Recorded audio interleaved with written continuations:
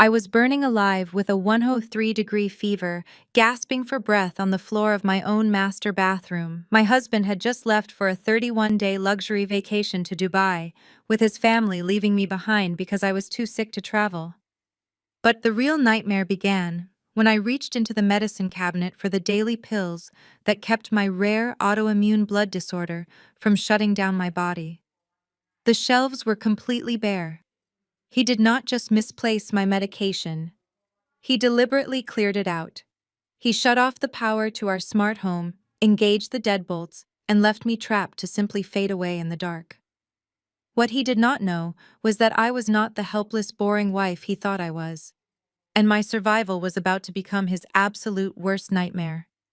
Before I continue this story, let me know where you are watching from in the comments below. Hit like and subscribe if you have ever had to fight back against someone who tried to destroy you. My name is Vanessa, and I am 33 years old. The afternoon sun was baking the bedroom when I finally regained consciousness. My clothes were soaked in sweat, and my head throbbed with a rhythmic, blinding pain that made it impossible to open my eyes fully. I had been battling a severe flare-up of a rare autoimmune blood disorder for the past 2 days. It was the kind of illness that required strict management and precise daily medication to keep my immune system from attacking my own organs. When a flare-up happened, my temperature would skyrocket to dangerous levels, leaving me disoriented, weak, and entirely dependent on the pills prescribed by my specialist. I tried to call out for my husband Bradley, but my voice was nothing more than a dry, raspy whisper. The house was completely silent. It was a suffocating, heavy silence. Usually the central air conditioning hummed through the vents, keeping our large, modern home comfortable.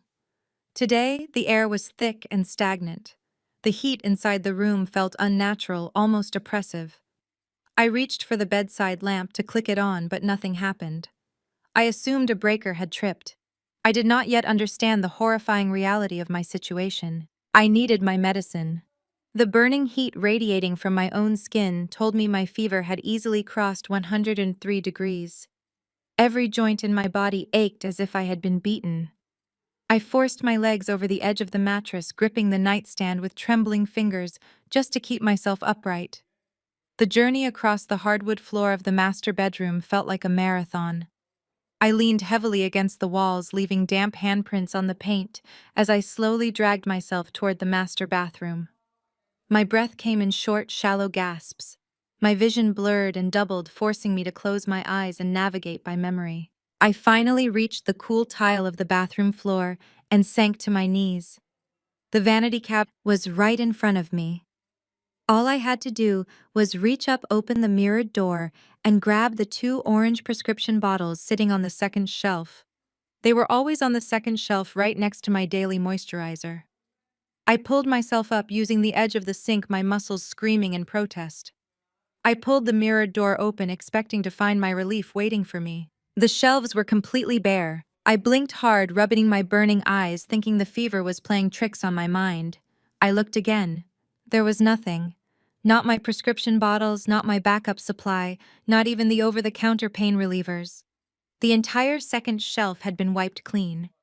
In fact, all of my personal care items had been shoved carelessly to the bottom shelf, making room for empty space. A wave of pure panic crashed over me, temporarily cutting through the haze of the fever.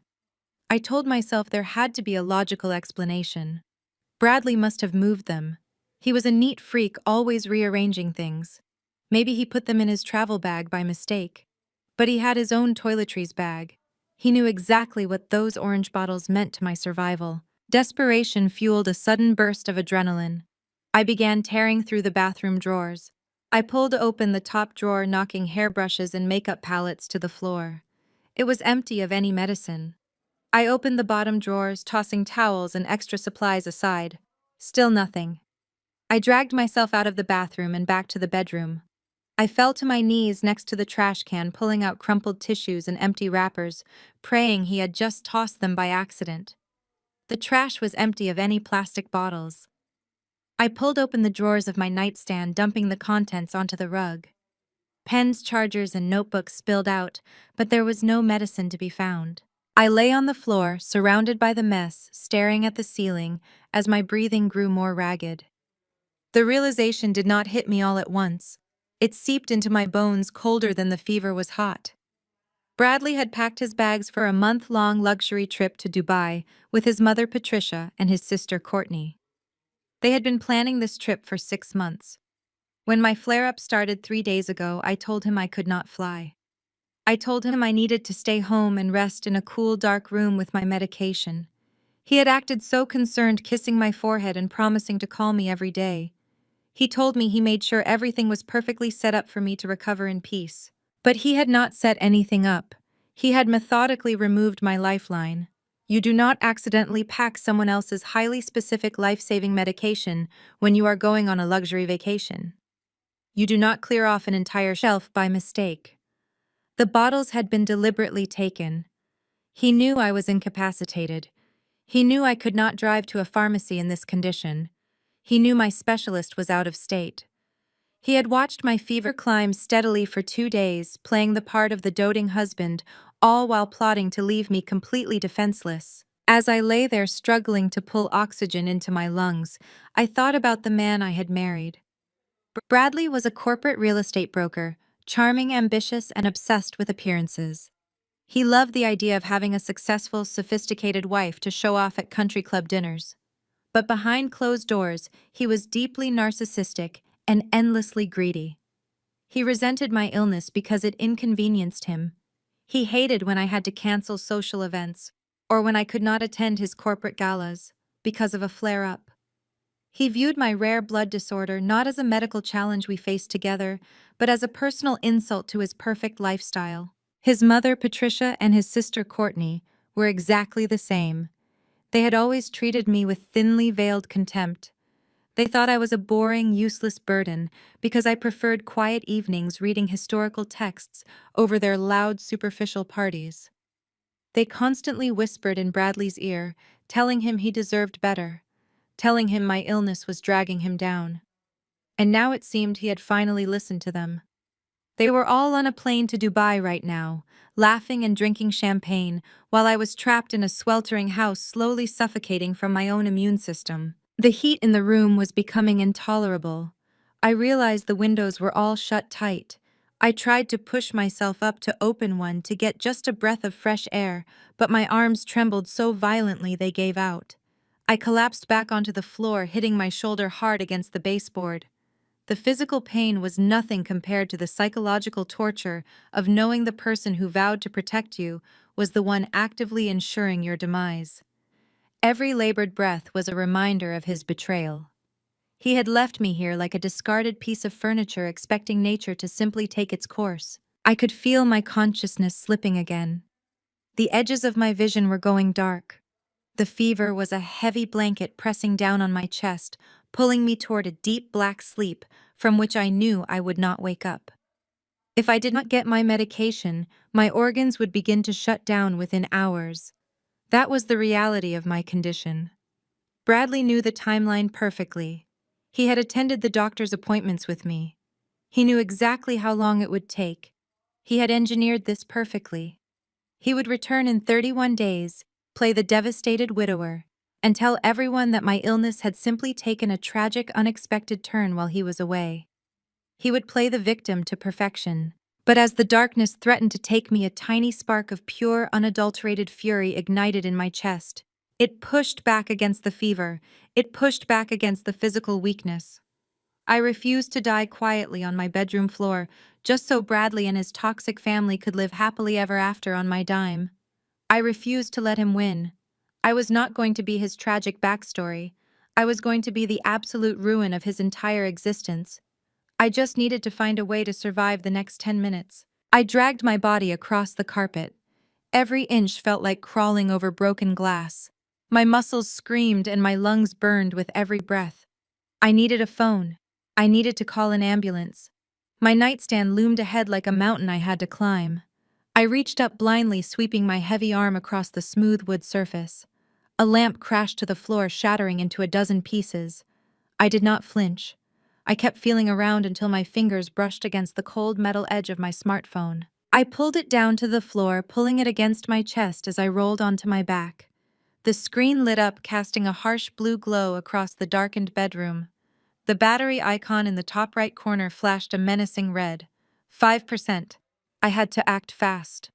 I unlocked the screen, my sweaty fingers struggling to register on the glass. I opened my phone app, ready to dial for emergency services. Before I could press the first number, a notification dropped down from the top of the screen. It was a group text message. The sender was Bradley. The other recipients were his mother, Patricia, and his sister, Courtney. My thumb hovered over the notification. A sick feeling twisted in my gut, momentarily overriding the fever. I tapped the message, opening the thread. The words stared back at me, bright and crisp. Flight to Dubai is taking off!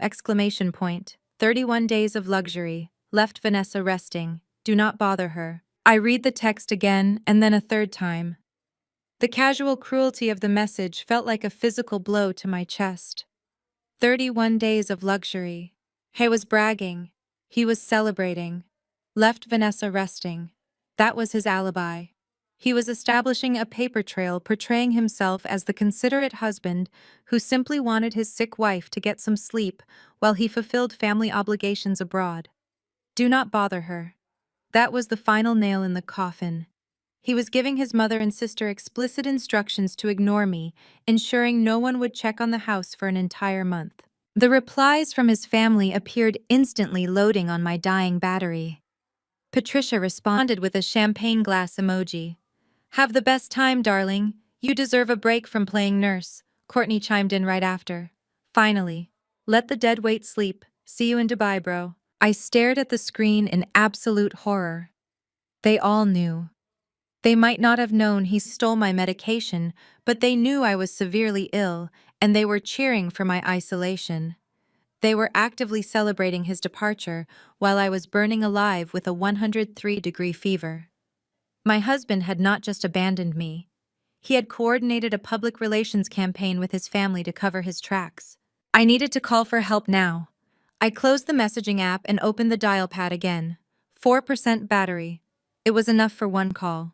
I typed the 9 and the 1. Then a sharp, piercing beep echoed through the hallway outside my bedroom. It was a sound I recognized instantly. It was the master warning tone from our central smart home panel. I froze, my thumb hovering over the final digit on my screen. The house was fully automated. Bradley had insisted on it when we moved in. He controlled the thermostat, the security system, the lighting and the locks right from an app on his phone. A second beep sounded louder this time. Then the digital hum of the central air conditioning unit completely died. The sudden absence of that low, comforting vibration was deafening. The vent above my head stopped pushing out cool air. Within seconds, the heavy, oppressive heat of the summer afternoon began to press down on the room, but he was not done. A heavy mechanical clunk echoed from the front of the house, then another from the back door, then the side garage entrance. Clunk, clunk, clunk. It was the sound of the heavy-duty electronic deadbolts engaging. These were not standard locks. They were reinforced steel security deadbolts designed to keep intruders out. Now they were keeping me in. The blue glow of my phone screen illuminated the terrifying reality of my situation. I tried to press the final number to call for help, but the Wi-Fi icon at the top of my screen suddenly vanished. The cellular signal bars dropped to 0. He had disabled the home router and activated a signal jammer. Bradley worked in corporate real estate, handling high-security commercial properties.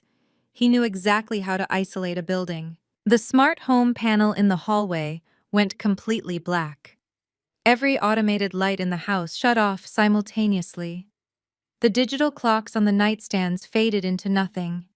He had cut the main power grid to the house directly from his phone halfway across the world. My phone screen flickered once and died.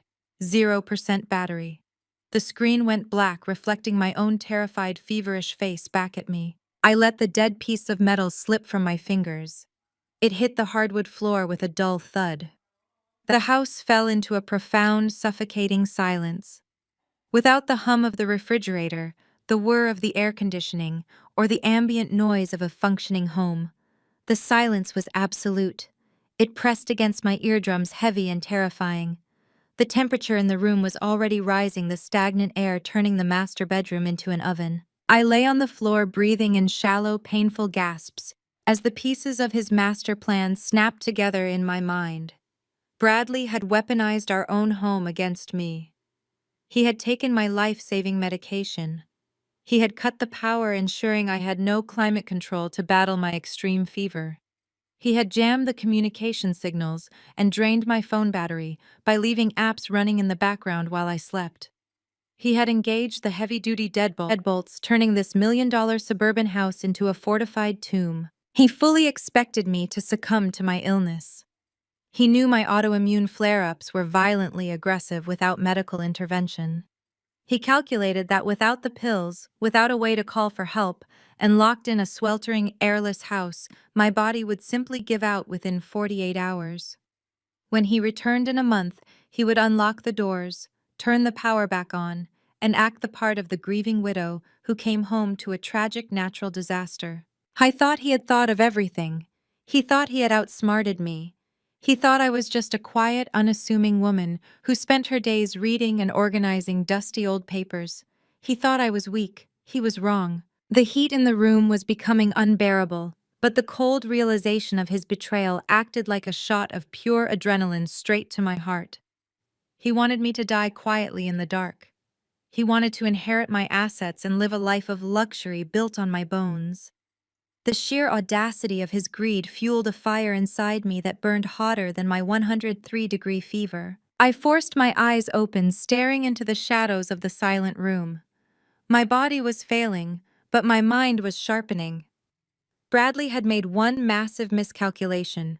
He believed he knew every inch of this house. He believed he controlled all the technology, all the exits, all the secrets.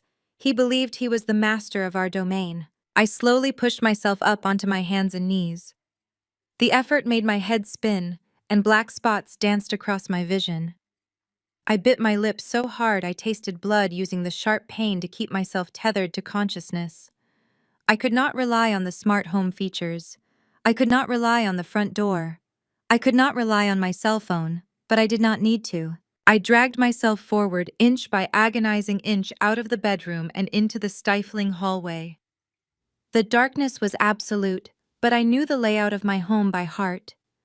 I moved toward the east wing of the house, toward my private library. Bradley never went into the library. He thought it was boring, filled with worthless old books and papers that held no monetary value to a corporate broker like him. He had never bothered to understand my work or my passions. That arrogance was going to be his downfall. I reached the heavy oak doors of the library and pushed them open. The air inside was just as hot, just as stagnant as the rest of the house. Floor-to-ceiling bookcases lined every wall, filled with thousands of volumes. To anyone else, it was just a room full of books.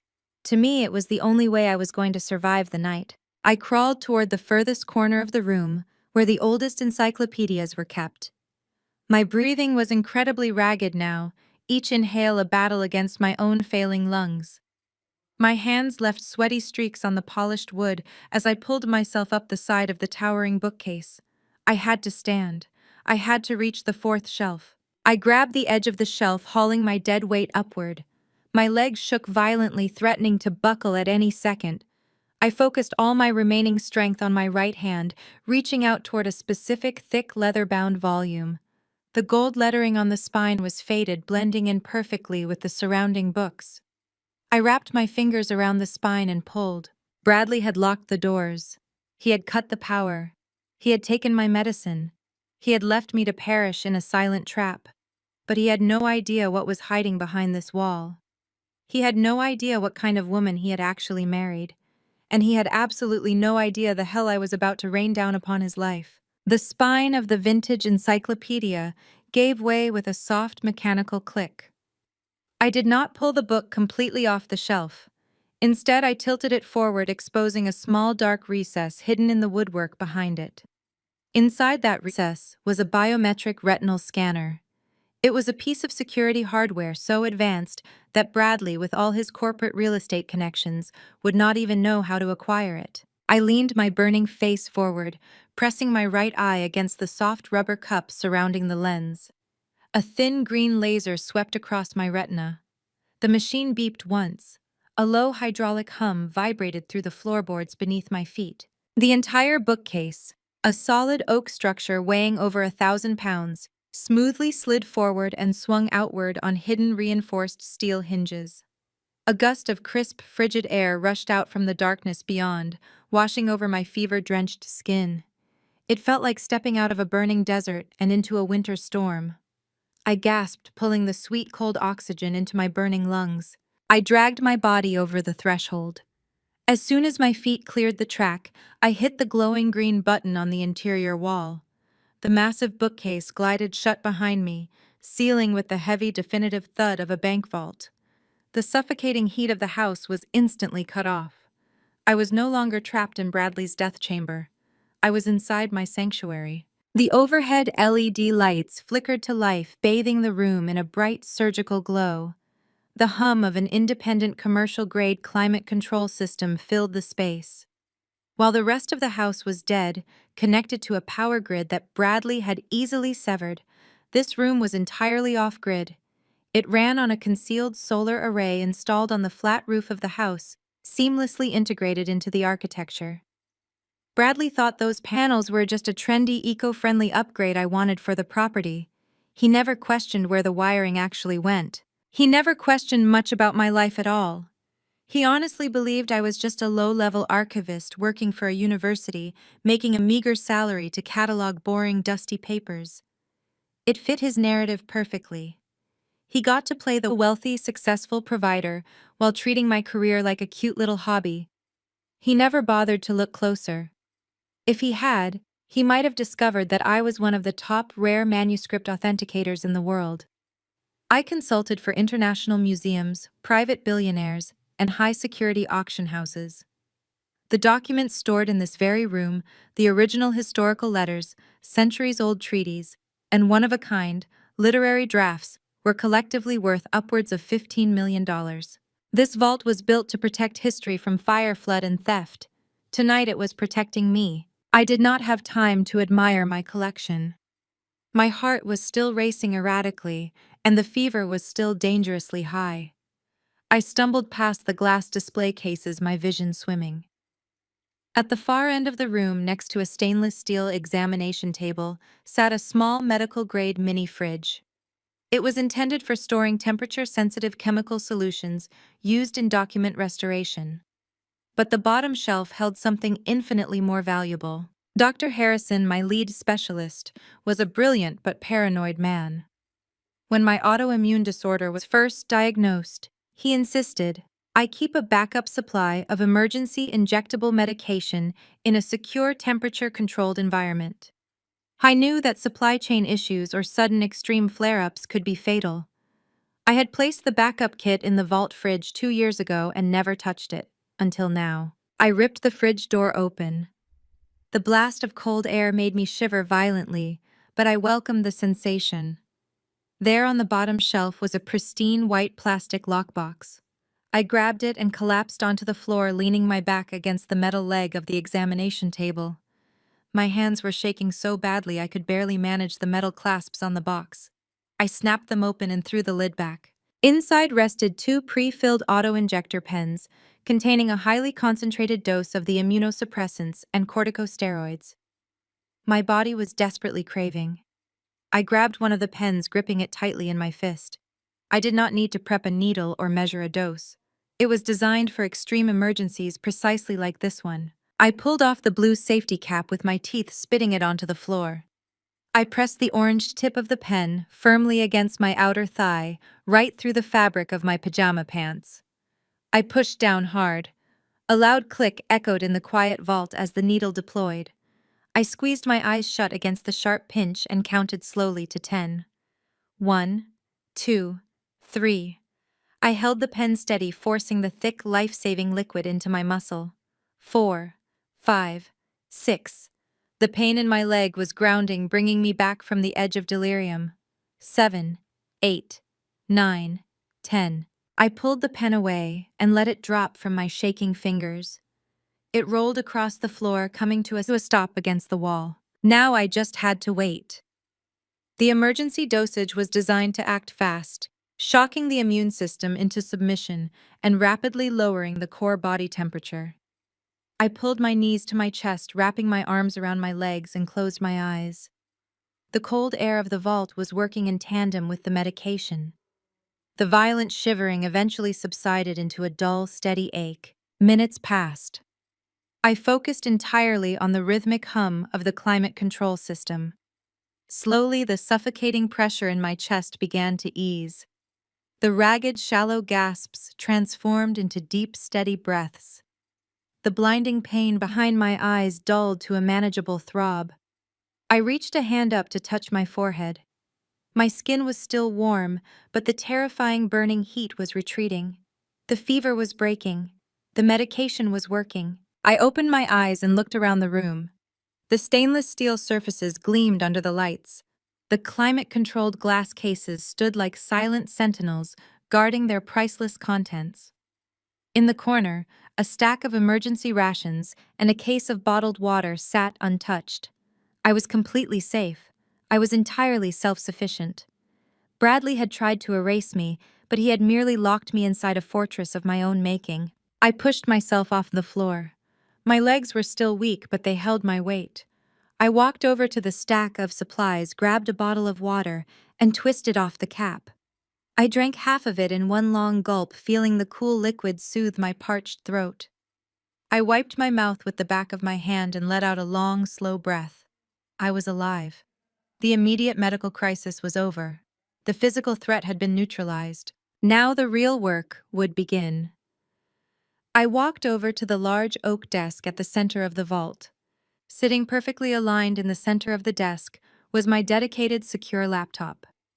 It operated on an independent encrypted satellite connection, totally separate from the jammed network inside the main house. Bradley thought he had cut off my access to the outside world. He was about to find out that I had a direct line to everything that mattered. I opened the laptop and pressed the power button. The screen illuminated immediately, casting a bright white light across my face. I typed in my decryption password and watched as the secure desktop loaded. I pulled out the leather desk chair and sat down, feeling a profound cold clarity settle over me. The fever was gone, replaced by a sharp, calculating focus. My husband had boarded a plane to Dubai with his mother and his sister. They were currently sipping champagne over the Atlantic, celebrating my impending death. They believed they had 31 days of uninterrupted luxury before returning to play the role of the grieving family. They had 31 days to enjoy the spoils of their betrayal. But I had 28 days to dismantle their entire existence. I placed my hands on the keyboard. I needed to know exactly how they had financed this trip. I needed to know exactly what they had stolen. I needed to see their faces when they left me here to die. I was not just going to survive this. I was going to systematically, legally, and financially destroy them. I stared at the blinking cursor on the screen, ready to strike back. My fingers hovered over the keyboard for only a fraction of a second before I began to type. The satellite connection was flawless. It bypassed the local internet service provider, completely communicating directly with a network circling the Earth. Bradley thought he had severed my digital vocal cords when he shut down the house router. He had no idea I possessed an enterprise-grade encrypted uplink designed to securely transmit high-resolution scans of priceless antiquities. I opened a secure terminal window and targeted the smart home control hub. Bradley fancied himself a technological genius because he could lock the front door from his smartphone. But he had hired a third-party contractor to install the system, and he had used the default administrator credentials to set up his user profile. I had discovered this years ago. I never mentioned it to him because correcting Bradley always resulted in a suffocating lecture about his corporate expertise. Instead, I had quietly created a hidden master override account for myself. I typed in my master credentials.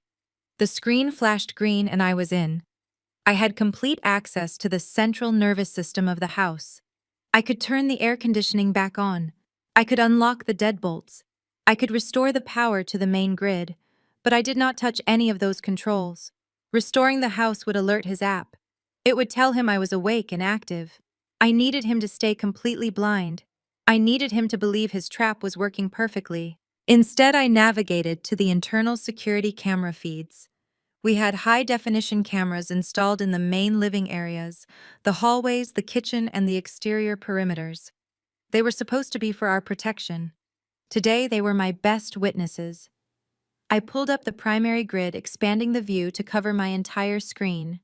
4 separate camera angles loaded simultaneously, displaying the dark, empty house in real time. I did not need the live feed. I needed the archives. I adjusted the timestamp, scrolling back to early this morning.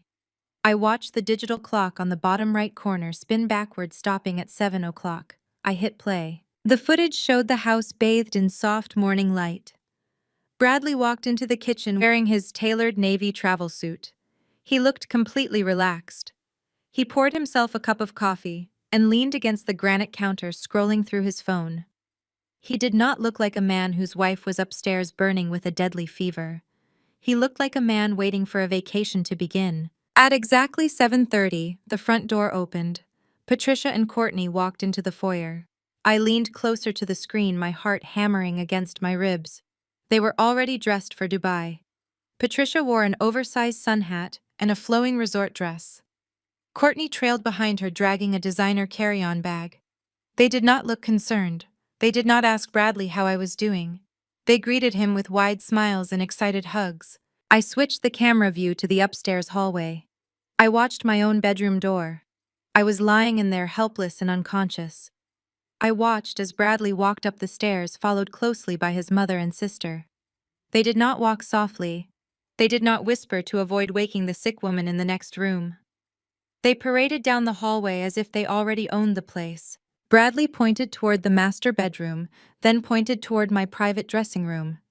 He walked back downstairs, leaving the 2 women alone on the second floor.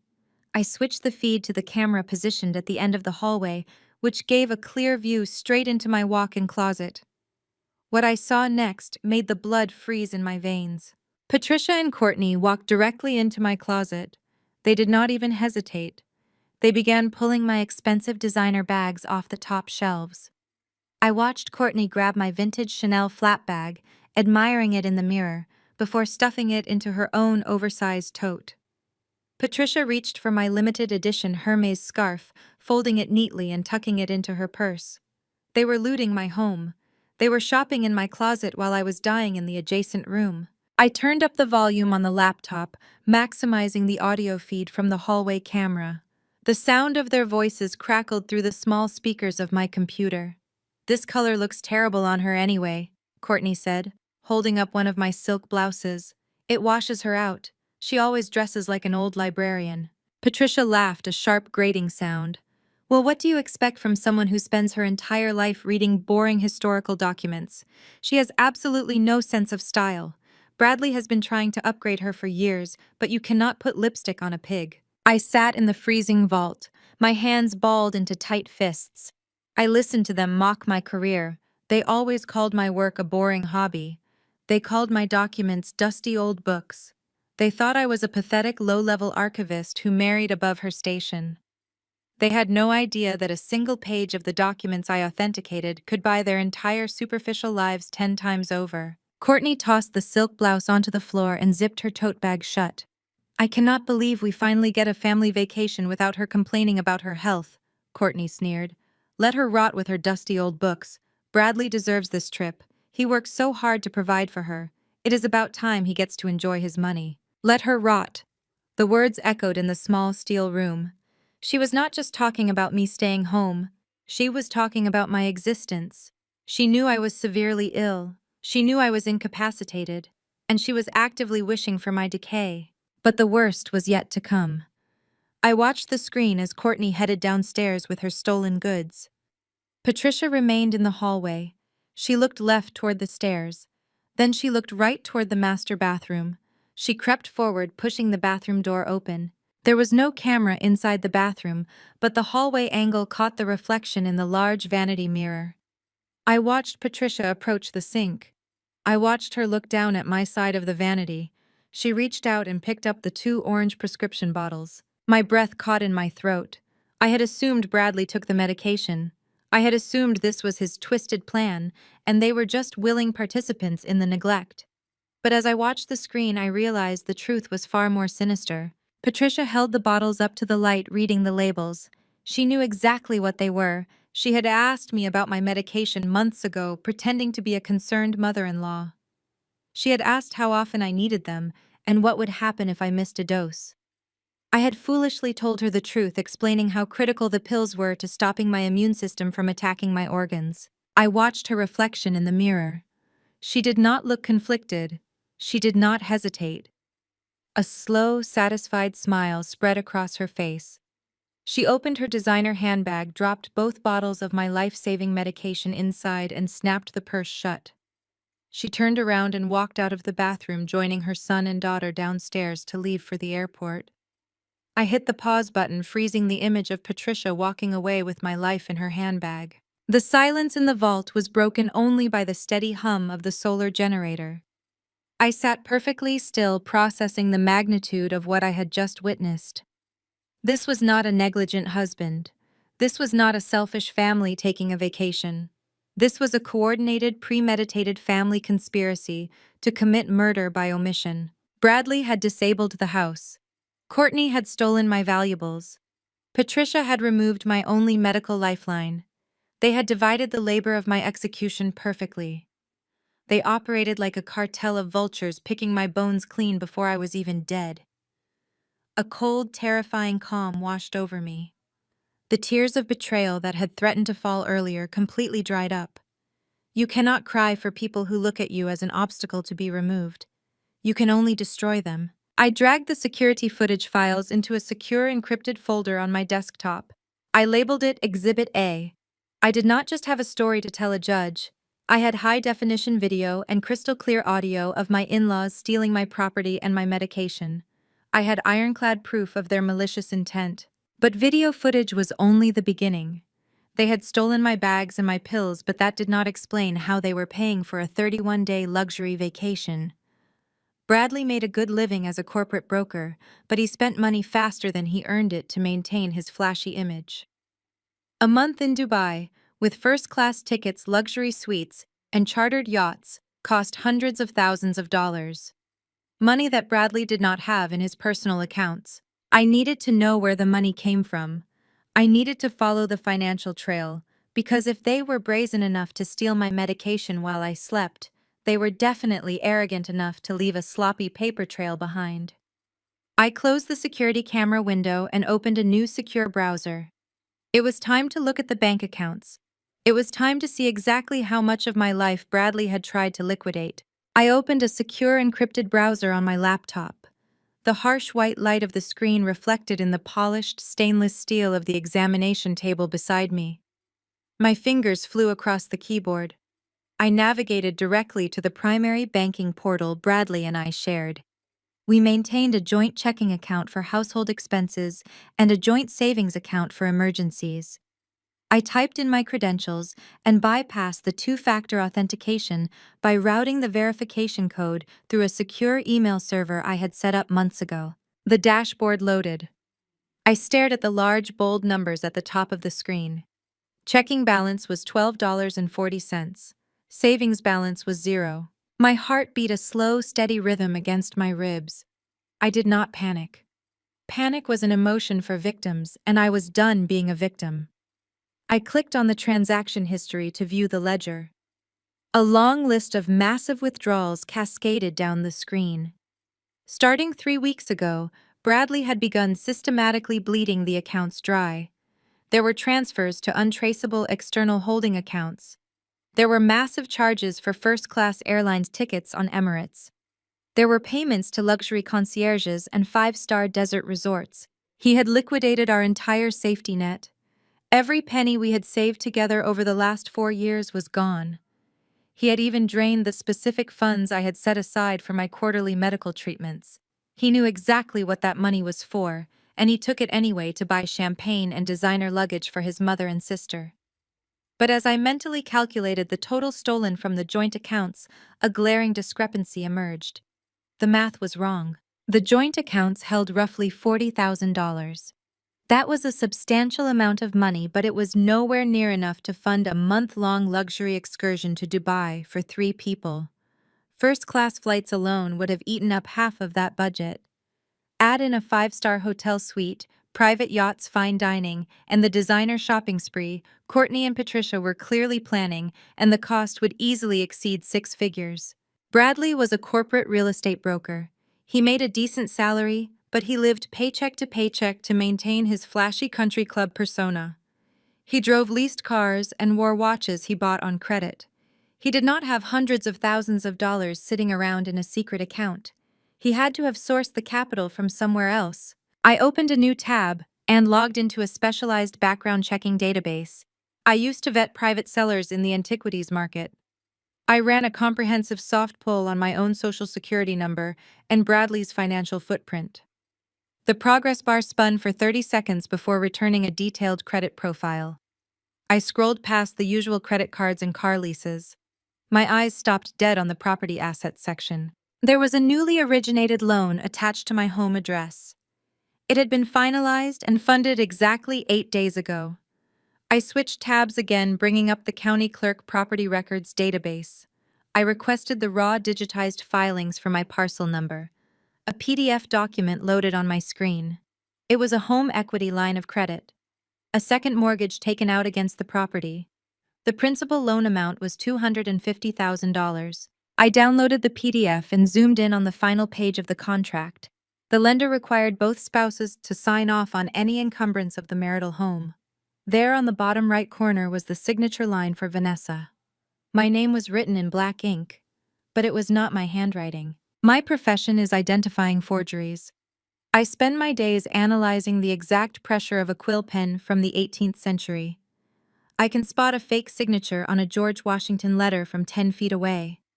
Looking at the forged signature on this mortgage document was almost insultingly easy. The slant of the letter "Vi" was entirely too aggressive. The loop connecting the two S letters was jagged, lacking the fluid muscle memory of my actual signature. Bradley had not even tried very hard. He had likely traced it quickly over a light box. He had found a dirty notary public willing to stamp the document without verifying my physical presence. He had leveraged the roof over my head, stealing $250,000 of equity out from under me. I thought he could get away with it, because I handled the interior of the house while he handled the big financial paperwork. He assumed I would never look. I needed to find the money. $250,000 does not just vanish into thin air. I returned to the credit pull and traced the loan disbursement. The lender had wired the lump sum directly into a temporary holding account under Bradley's name. I accessed that holding account through a backdoor exploit in the banking portal that security researchers had published last month. The holding account was completely empty. I checked the outbound wire log. 2 days ago, the entire $250,000 was blasted out through the Swift banking network. It routed through a clearinghouse in New York and shot directly to a private offshore banking institution in the United Arab Emirates. I isolated the recipient routing number and the destination account name. I fully expected to see a luxury travel agency, a real estate holding company, or perhaps a shady shell corporation Bradley had set up to hide the funds.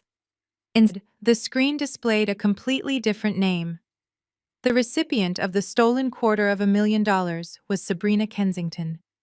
I stared at the name. Who was Sabrina Kensington? I minimized the banking windows and opened a social media scraping tool. I typed in her name and set the geographic parameters to Dubai and the United States.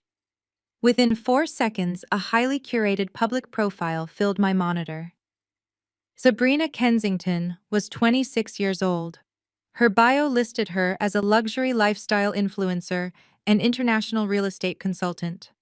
Her feed was an endless grid of infinity pools, designer bikinis, and expensive sports cars. I clicked on her most recent post. It was a high-resolution photo taken 3 days ago. Sabrina was sitting at a candlelit table on a rooftop restaurant in the Marina district of Dubai. The glittering skyline stretched out behind her. But I was not looking at the skyline. I was looking at the man sitting across from her. It was Bradley. I was leaning across the table, holding her hand and gazing into her eyes with a look of pure adoration. He was wearing the silver Rolex I bought him for our 3rd anniversary. The caption underneath the photo read, "Counting down the days until forever with my soulmate." The next chapter begins now. I clicked on the photo uploaded directly before that one. It was a video of Sabrina and Bradley standing inside a massive empty penthouse apartment. Floor-to-ceiling windows offered a panoramic view of the Palm Jumeirah. Bradley was holding up a set of shiny new keys. Sabrina was squealing with delight and kissing his cheek. The caption read, "Just closed on our dream home in the clouds. I cannot wait to wake up to this view every single day." The pieces of the puzzle slammed together with sickening precision. The picture was now perfectly complete. Bradley was not just taking his mother and sister on a luxury vacation. He was not just cheating on me with a younger woman. This was an extraction. He had forged my signature to steal $250,000 of equity from my house. He had wired that stolen money to his mistress in Dubai. Sabrina had used my stolen funds to purchase a luxury penthouse condo under her name. Bradley was building a lavish new life for himself halfway across the world, all financed by my absolute ruin. He had left me in a sweltering locked house without my medication, not just because he was cruel. He left me to die because my death was the final necessary step in his master plan. He needed me out of the picture so he could avoid a messy divorce, a division of assets, and a potential fraud investigation regarding the forged mortgage. If I died from a sudden tragic flare-up of my autoimmune disease, he would inherit whatever was left of my estate. He would play the grieving widower, collect the sympathy, and then permanently relocate to the penthouse I unknowingly bought for his mistress. I sat back in my leather chair, the cool air of the vault washing over my face. I looked at the smiling faces of Bradley and Sabrina on my screen. They looked so happy. They looked so victorious. They believed they had committed the perfect crime. But they had made a fatal error. They had underestimated the woman they left for dead. I reached for my encrypted satellite phone. The green light indicated a secure connection. I dialed a number I knew by heart. It was time to call my attorney. It was time to unleash absolute hell. The line connected on the second ring. Jared Vance did not sleep. He was the kind of attorney who billed $1,000 an hour and earned every single cent of it by being the most terrifying man in any courtroom. He handled the acquisition and authentication contracts for my most high-profile museum clients. He was ruthless, calculating, and fiercely loyal to me. "Vanessa," he said, his voice crisp and alert, despite it being a Sunday afternoon. "You are calling on the secure satellite line. What is wrong?" "Bradley left me to die," I said. My voice was steady, completely stripped of emotion. "He cleared out my emergency medication, locked the smart home down, killed the power, and flew to Dubai. He took out a $250,000 second mortgage on the house, using my forged signature, and wired it to a 26-year-old influencer named Sabrina." Silence hung on the line. I could hear the rapid clacking of a high-end mechanical keyboard in the background. Jared was already moving. "I am dispatching private security and a medical team to your location right now," Jared stated flatly. "And I am contacting the FBI." "No," I commanded. "Do not call the police. Cancel the security team. I am safe. I am in the manuscript vault. The climate control is running on the solar grid, and I administered my backup medication. I am perfectly fine." "Vanessa, you have been the victim of attempted murder and wire fraud. We need authorities on site to secure the crime scene. If we call the police right now," I explained carefully, "Bradley will get a notification on his phone that the house has been breached. He will immediately fly back playing the role of the terrified husband. He will claim the smart home system malfunctioned. He will claim he packed my medicine by mistake in a rush. He will hire a defense attorney who will spin this as a tragic technological error and a marital misunderstanding over finances. He might get a slap on the wrist for the mortgage, but he will walk away. I am not giving him the opportunity to play the victim." "Then what exactly is your directive?" Jared asked. The typing had stopped. He was listening intently, recognizing the cold precision in my tone. "I want him dismantled," I said. "I want to peel his life apart layer by layer while he sits on a yacht in Dubai, thinking he has won. I need you to trace that wire transfer and find out exactly what else he has been doing." The clacking of the keyboard resumed faster this time. "Give me the routing number you found." I read off the SWIFT code and the account details I had pulled from the banking portal. I listened to Jared breathe steadily over the encrypted connection. For 10 minutes, neither of us spoke. The only sound was the hum of my vault and the relentless striking of keys on his end. Jared possessed digital forensic resources that rivaled federal agencies. He was tracking the money through international channels, pulling apart Bradley's poorly constructed financial web. "Okay," Jared finally said. "I see the transfer."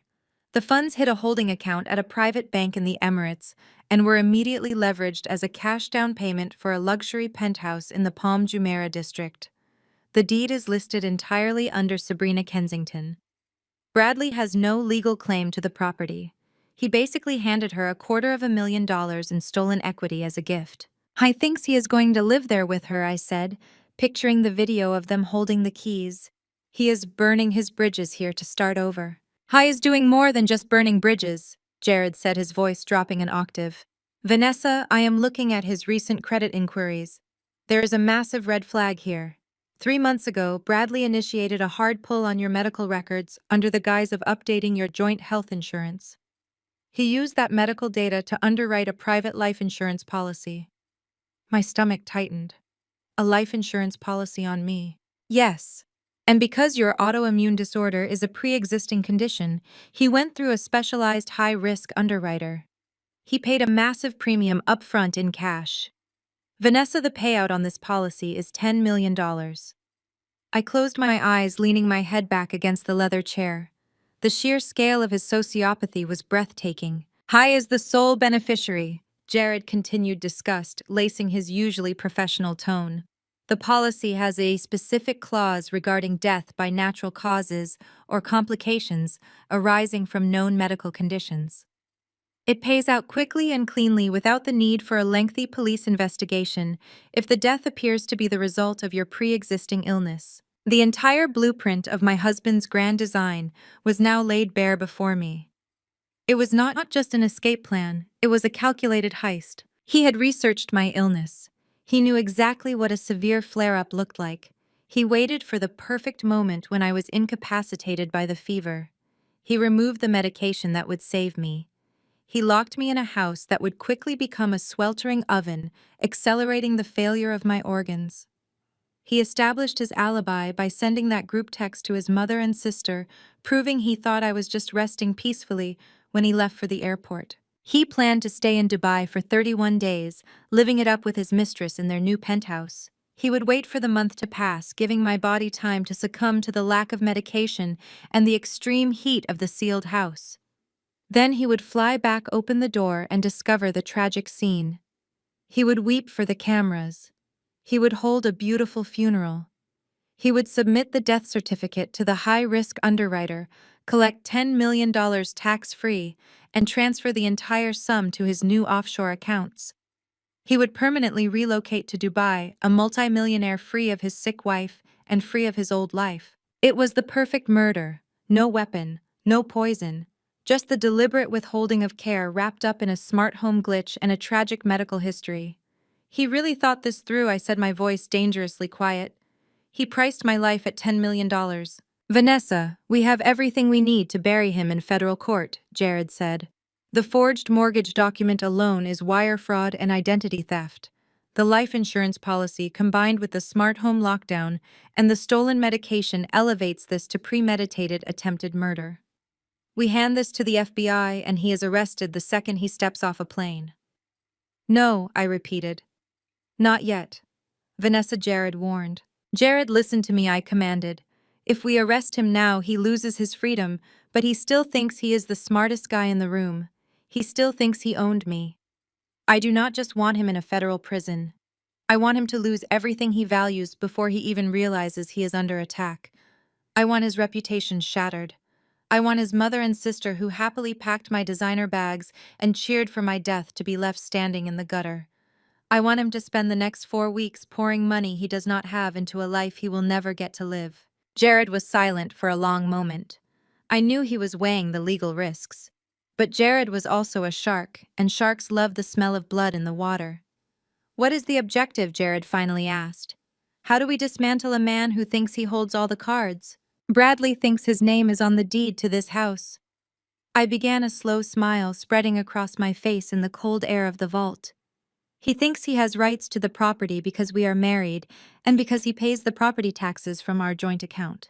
Does he not? Jared asked. I adjusted my posture in the leather chair, ready to unleash the secret I had guarded since the day Bradley and I met. It was time to show my husband exactly whose world he was living in. I told Jared, my voice echoing slightly against the steel walls of the vault.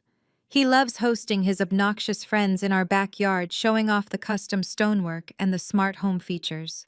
He genuinely believes that because we are married, and because he pays the property taxes out of our joint checking account, he owns half of this $1.5 million estate. I heard Jared shifting on his end of the line. Washington State is an equitable distribution state, Vanessa. If you bought it after marriage, he has a claim. Even if you bought it before the commingling of funds through the joint tax payments gives him a strong argument for equity. I smiled, staring at the blank wall opposite my desk. I did not buy it after the marriage, Jared.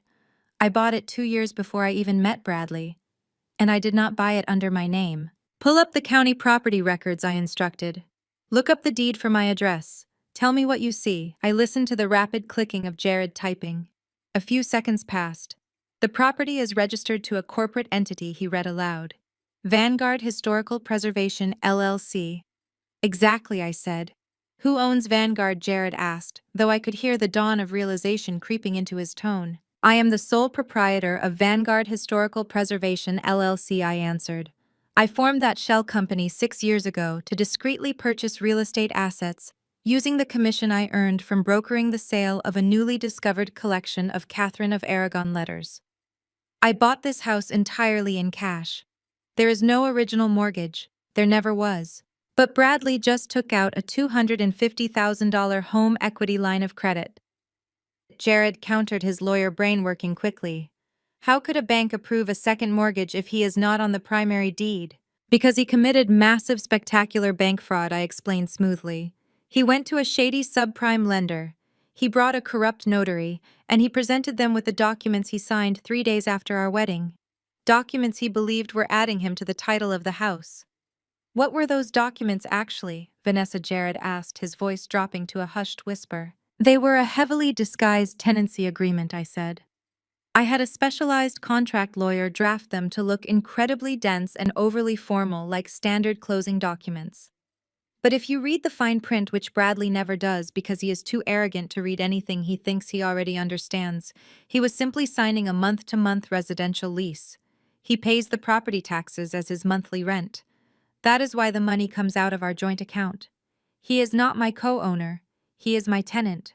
A sharp burst of laughter erupted from the speaker on my laptop.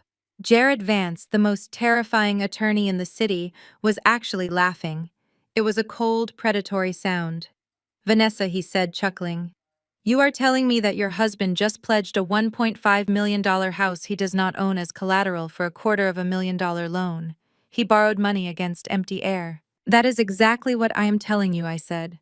He owes a bank $250,000 backed by absolutely nothing but his forged signature and a fraudulent notary stamp. The second you notify the lender that the collateral is invalid, they will immediately demand full repayment. When he cannot pay it because he gave the cash to Sabrina, they will refer him to federal authorities for massive bank fraud. This is brilliant, Jared murmured. It is a masterpiece. But why did you set it up this way?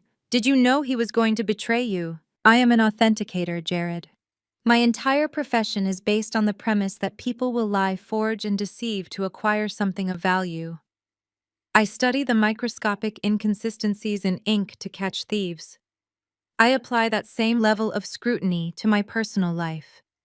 When I met Bradley, I saw how he looked at money. I saw his vanity. I loved him, but I never trusted him with my independence. The LLC was my insurance policy. I just never thought I would need to cash it in to save my own life. So what is the directive? Jared asked, shifting back into professional mode.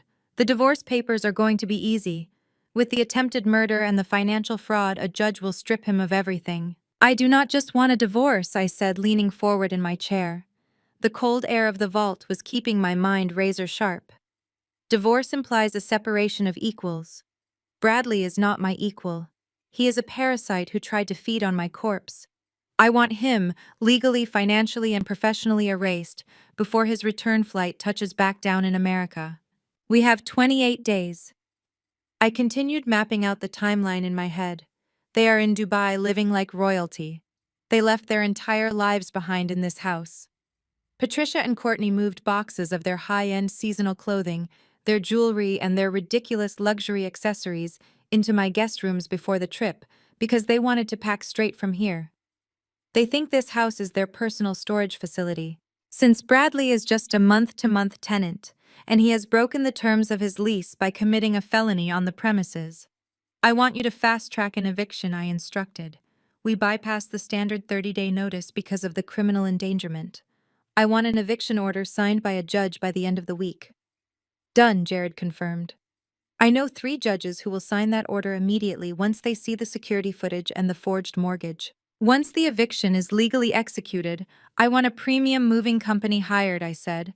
I want every single item belonging to Bradley, Patricia, and Courtney boxed up and removed from my property. I want their designer clothes, their golf clubs, their expensive shoes, and their tacky jewelry dumped into the cheapest, most depressing climate-controlled storage unit you can find on the edge of the city. I do not want a single strand of their DNA left inside my house. I will hire the crew tomorrow, Jared said. What about his vehicles? Bradley drives a custom luxury SUV, I noted, bringing up the vehicle registration files on my secondary screen. He loves parading it around the country club. But because his credit was maxed out from his flashy lifestyle when we bought it, the financing is entirely in my name. The title is in my name. He just drives it. I want it repossessed, I commanded. Call a tow company. Have them drag it out of the airport long-term parking lot where he left it. Sell it back to the dealership at a loss. I do not care about the money. Take whatever cash the dealership gives you and donate it anonymously to an autoimmune disease research charity. Let his precious status symbol fund the cure for the exact illness he tried to use to kill me. Jared was typing furiously, capturing every detail of my directive. Eviction, storage unit, vehicle repossession and donation. What about the bank fraud? Do I notify the subprime lender today? No, I said. We hold the mortgage fraud. We let him spend his time in Dubai, thinking he got away with it. We let him buy Sabrina expensive dinners and designer bags with money he technically stole from a bank. Let him rack up international charges on his corporate cards. I paused, thinking about his job. Bradley was a senior broker at a prestigious commercial real estate firm downtown. His entire identity was wrapped up in his title and his corporate expense account. We need to handle his career, I said. The FBI will eventually arrest him for the wire fraud, but I want him professionally ruined before the feds even put him in handcuffs. Can we trace the initial funds he used to secure Sabrina's condo? Before he stole the $250,000, he had to put down an earnest money deposit to hold the property. Where did that come from? Give me a second, Jared muttered. More typing followed. The sound was like music to my ears. It was the sound of my husband's life being systematically disassembled. Got it, Jared announced, his voice laced with dark amusement. Vanessa, this guy is a spectacular idiot. He did not have the cash for the earnest money deposit, so he routed the payment through a shadow vendor account tied directly to his firm's corporate expense ledger.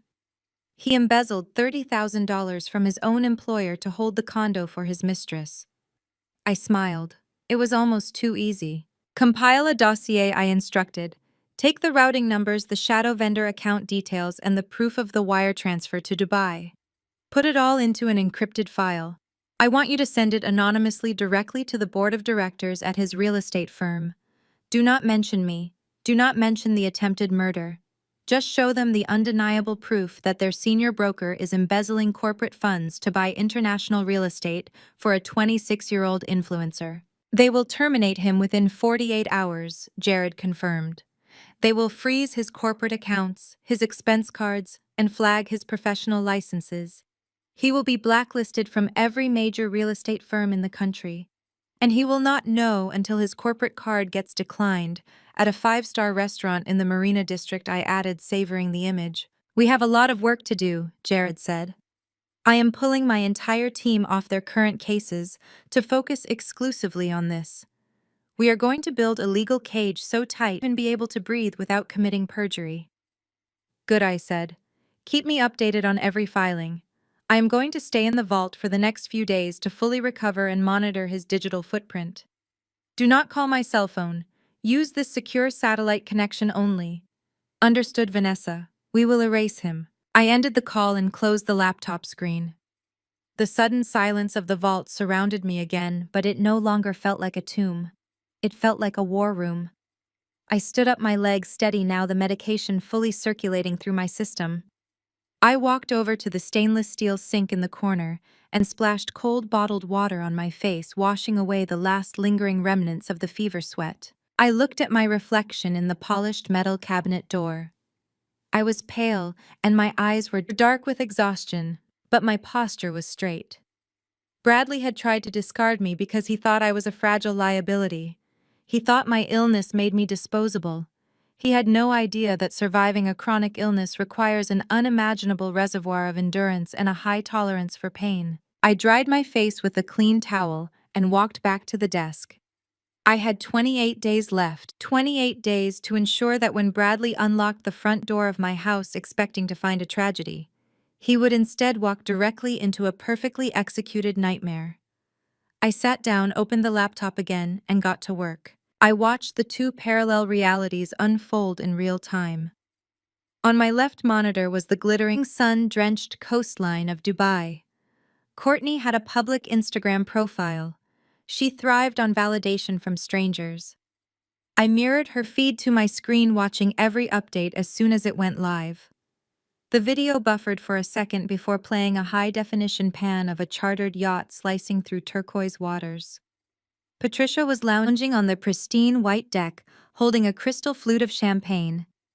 Bradley was laughing loudly with his arm wrapped tightly around Sabrina. The 26-year-old influencer was wearing a diamond tennis bracelet that looked suspiciously like the one missing from my jewelry box. The caption underneath Courtney's video read, "Living our best lives without the dead weight. So glad we left the negativity at home." The comments section was a cesspool of enabling friends. One comment from a country club acquaintance asked how I was doing. Bradley himself had replied from his verified account. "Vanessa is resting. Her illness makes her so fragile and antisocial.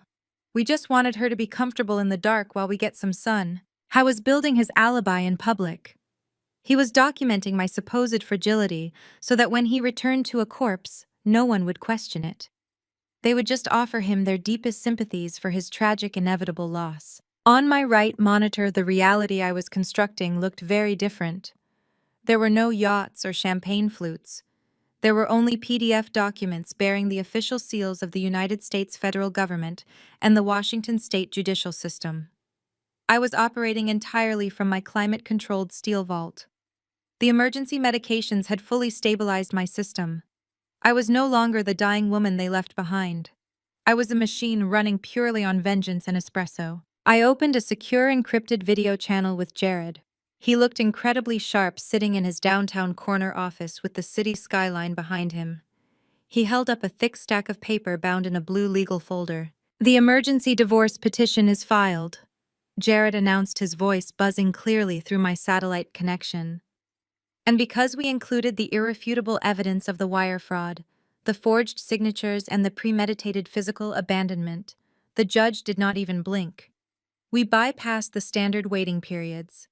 The court has granted an immediate and total freeze on all marital assets." I nodded, leaning closer to the screen. "Every joint checking account, every savings portfolio, every mutual fund we shared is now locked in a legal block. If Bradley tries to access his domestic personal funds, the ATM will simply swallow his card. He has zero access to his American money. He will not notice right away," I pointed out. "He is using the embezzled corporate funds and the stolen mortgage money he dumped into Sabrina's offshore accounts. He thinks his personal accounts are safely waiting for his return." "Let him live in his fantasy world," Jared replied smoothly, "because the federal reality is going to hit him like a freight train." Jared adjusted his camera angle, pulling another file from his desk. This one was marked with a red classified sticker. I had my morning meeting with Special Agent Miller at the FBI field office. I handed over the forged $250,000 mortgage contract. I also provided the digital footprint showing the IP address Bradley used to execute the wire transfer and the offshore routing numbers. What was the agent's reaction? I asked, tracing the edge of my steel desk with my fingertip. Jared smiled a tight, predatory grin. He was salivating, Vanessa. The FBI deals with a lot of complex financial crimes that take years to unravel. We handed them a perfectly wrapped package with a bow on top. The forgery is amateurish. The wire fraud crosses international borders, triggering federal jurisdiction. And when I showed them the $10 million life insurance policy Bradley took out on you, just weeks before locking you in a house without your medication, the entire atmosphere in the room changed. They see the motive, I said, stating a fact rather than asking a question. They see a premeditated plot to commit murder for financial gain, Jared confirmed.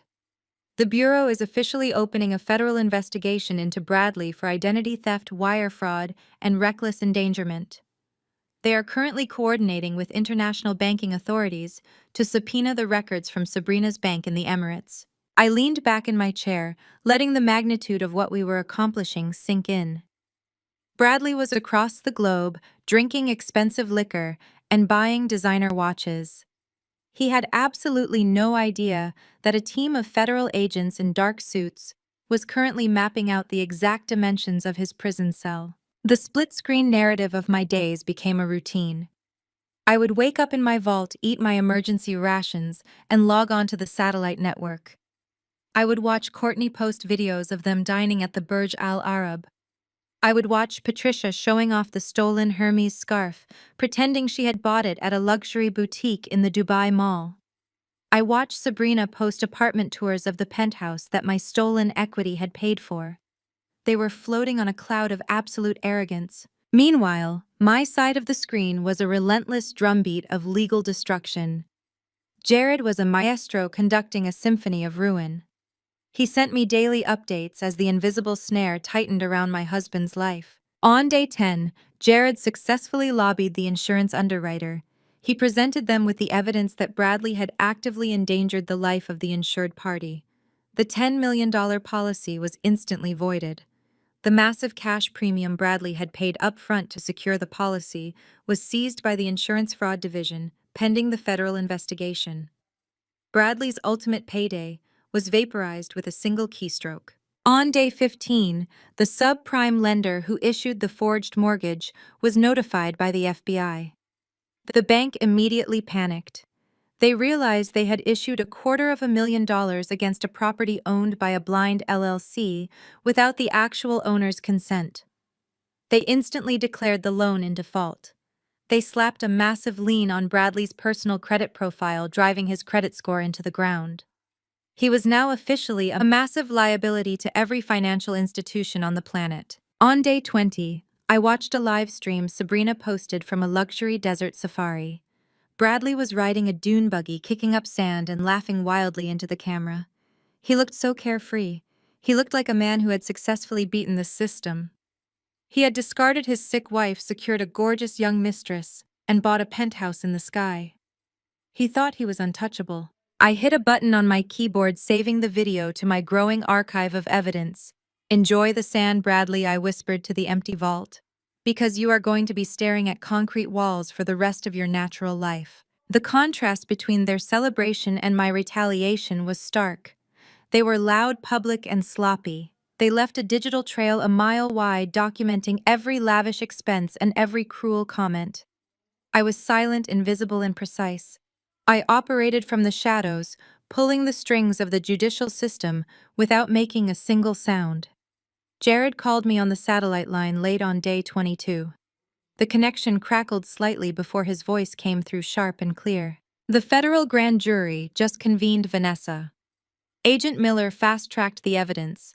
They looked at the forged signature, the offshore wire transfer, and the life insurance policy. It took them less than 2 hours to deliberate. I held my breath, gripping the edge of the desk. Did they indict him? Jared let out a long, satisfied sigh. They handed down a sealed federal indictment for multiple counts of wire fraud, identity theft, and interstate commerce violations. The arrest warrant has been officially signed by a federal judge. The air in the vault felt suddenly lighter. The invisible trap had officially snapped shut. Bradley was now a wanted fugitive in the United States of America. When does the warrant go active? I asked, my heart hammering a steady, victorious rhythm. It is already active, Jared said. But Agent Miller agrees with our strategy. We are not going to trigger an international extradition request. The Emirates can be complicated with financial crimes, and we do not want to give Bradley the chance to run and hide his assets in a non-extradition country.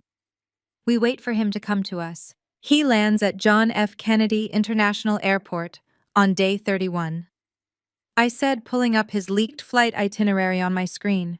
He has a layover before his connecting flight back to our city. Exactly, Jared confirmed.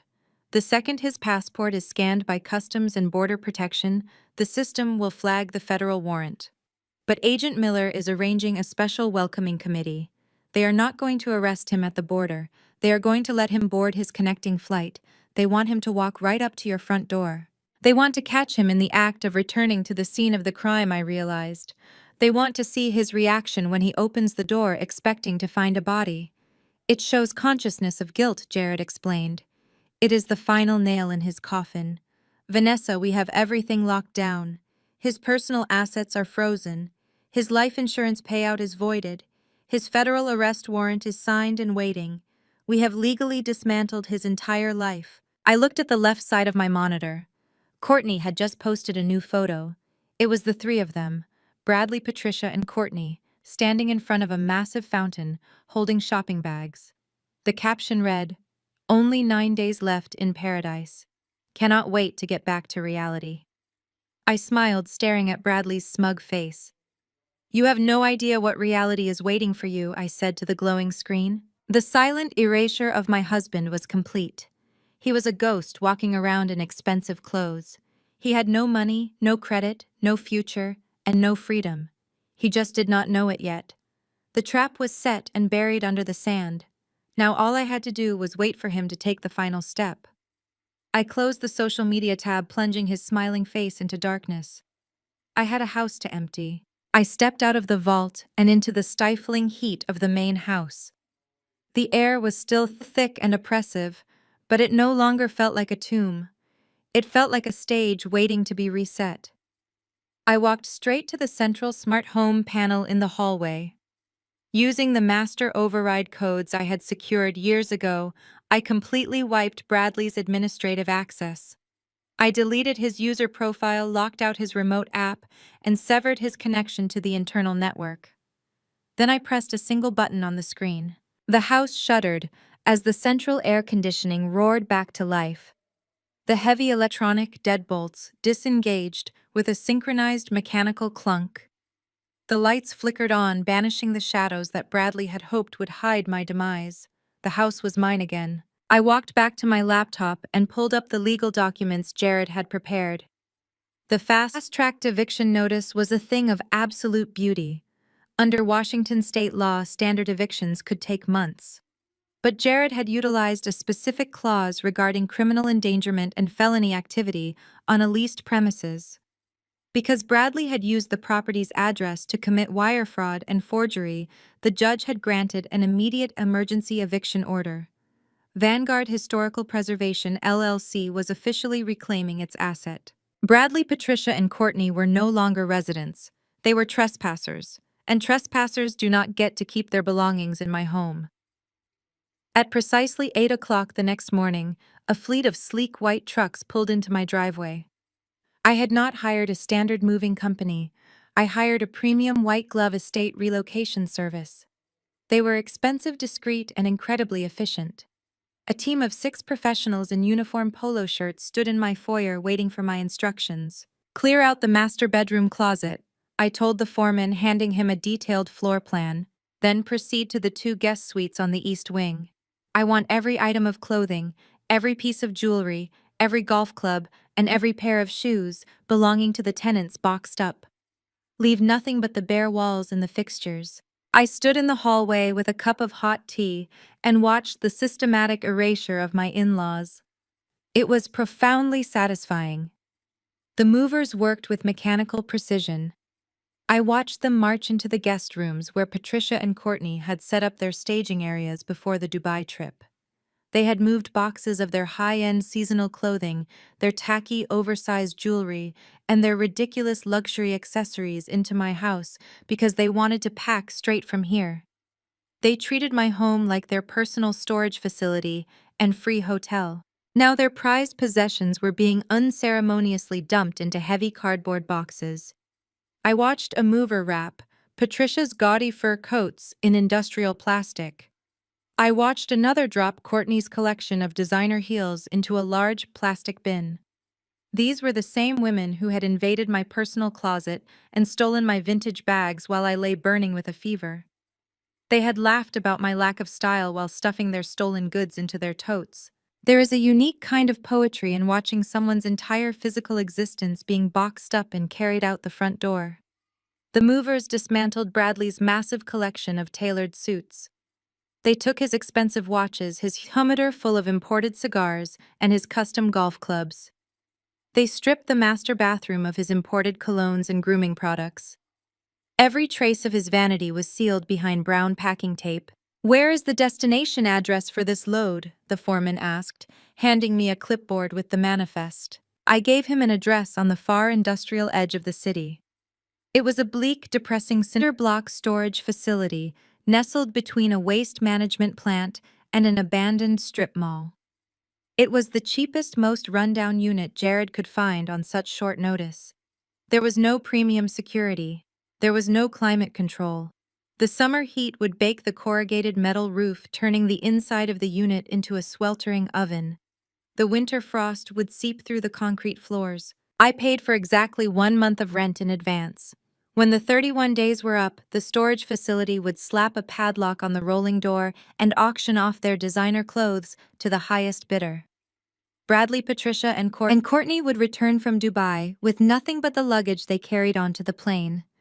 Their entire material lives were relegated to a concrete box next to a dump. By noon, the trucks were loaded and gone. The house felt incredibly light. The oppressive, lingering energy of my in-laws had been entirely scrubbed from the atmosphere. But I was not finished. Bradley's pride and joy was a custom matte black luxury SUV. He treated that vehicle better than he had ever treated me. He spent hours detailing it, polishing the rims, and revving the massive engine in the driveway just to ensure the neighbors noticed him. He drove it to the country club and tossed the keys to the valets like he was a billionaire. It was the ultimate symbol of his fabricated corporate success. But like everything else in his life, it was built on a foundation of my money. Because his credit was continually maxed out from his flashy lifestyle, the dealership had required a guarantor with exceptional credit. I had financed the vehicle entirely in my name. The title was in my name. The loan was in my name. Bradley was just the authorized driver. He had driven the SUV to the airport on the morning of their departure and parked it in the long-term executive garage. He fully expected it to be waiting for him upon his triumphant return as a wealthy widower. I called Jared on the encrypted line. "The house is empty," I reported, walking through the pristine vacant guest rooms. "Send the tow trucks to the airport." Jared had already coordinated with a specialized repossession firm. Because I held the absolute legal title and the vehicle was parked on commercial airport property, the repossession agents did not need Bradley's keys or his permission. They simply presented the legal ownership documents to the airport parking authority and bypassed the security gates. Less than an hour later, Jared sent me a live video feed from the tow truck driver. I watched on my laptop screen as a heavy-duty flatbed backed into the executive parking structure at the airport. The driver secured the chains to the axles of the matte black SUV and winched it onto the metal bed. The vehicle's alarm blared uselessly, echoing through the concrete garage as it was hauled away. Bradley's ultimate status symbol was being dragged out of the airport like a piece of abandoned junk. I did not want the car. I did not want it sitting in my driveway reminding me of the man who tried to kill me. I wanted it liquidated immediately. Jared routed the tow truck directly to a high-volume luxury auto dealership on the other side of the state line. I had already negotiated the sale over the phone with the general manager. Because I was looking for an immediate cash buyout without any trade and contingencies, I took a massive financial hit on the blue book value. I sold the custom SUV back to the dealership at a severe loss. I did not care about the money. I cared about the message. The dealership wired the remaining cash equity directly into my personal secure account. It was a substantial sum even after paying off the remaining balance of the auto loan. I stared at the numbers on my screen. This was money generated from the liquidation of Bradley's ego. It felt dirty. I refused to keep a single cent of it. I opened a new tab and navigated to the official website of the National Foundation for Autoimmune Disease Research. It was the same organization that funded the clinical trials for the life-saving medication Bradley had stolen from my bathroom cabinet. They were dedicated to finding cures for the exact illness he had tried to weaponize against me. I clicked on the donation portal. I entered my banking details and typed in the exact dollar amount I had received from the sale of the SUV. Every last penny. I scrolled down to the section that allowed for dedication notes. The prompt asked if this donation was being made in honor or in memory of a specific individual. I typed firmly, "In honor of Bradley. May this contribution fund the cure for the disease he failed to understand." I hit submit. The screen flashed a confirmation graphic thanking me for the monumental contribution. The money was gone repurposed to save lives instead of fueling a narcissist's ego. The poetic justice of the transaction settled deep into my chest, providing a profound sense of satisfaction. Bradley's beloved car had just funded the destruction of his own murder weapon. I closed the laptop and walked slowly through the halls of my home. The silence was no longer heavy or frightening. It was peaceful. The guest rooms were bare and pristine, smelling of fresh linen and expensive wood polish, instead of Courtney's overpowering floral perfume. The master closet was spacious and organized, completely stripped of Bradley's tailored suits and imported shoes. The garage was empty, waiting for a vehicle that actually belonged to me. I had systematically purged every trace of their existence from my property. My home was a blank, a sanitized fortress. They had no physical anchor left in my world. If they tried to come back, they would find nothing but locked doors and empty rooms. But I knew purging the house was only the physical aspect of my revenge. Bradley still had his career. He still had his corporate expense accounts, his professional licenses, and his prestigious title at the real estate firm.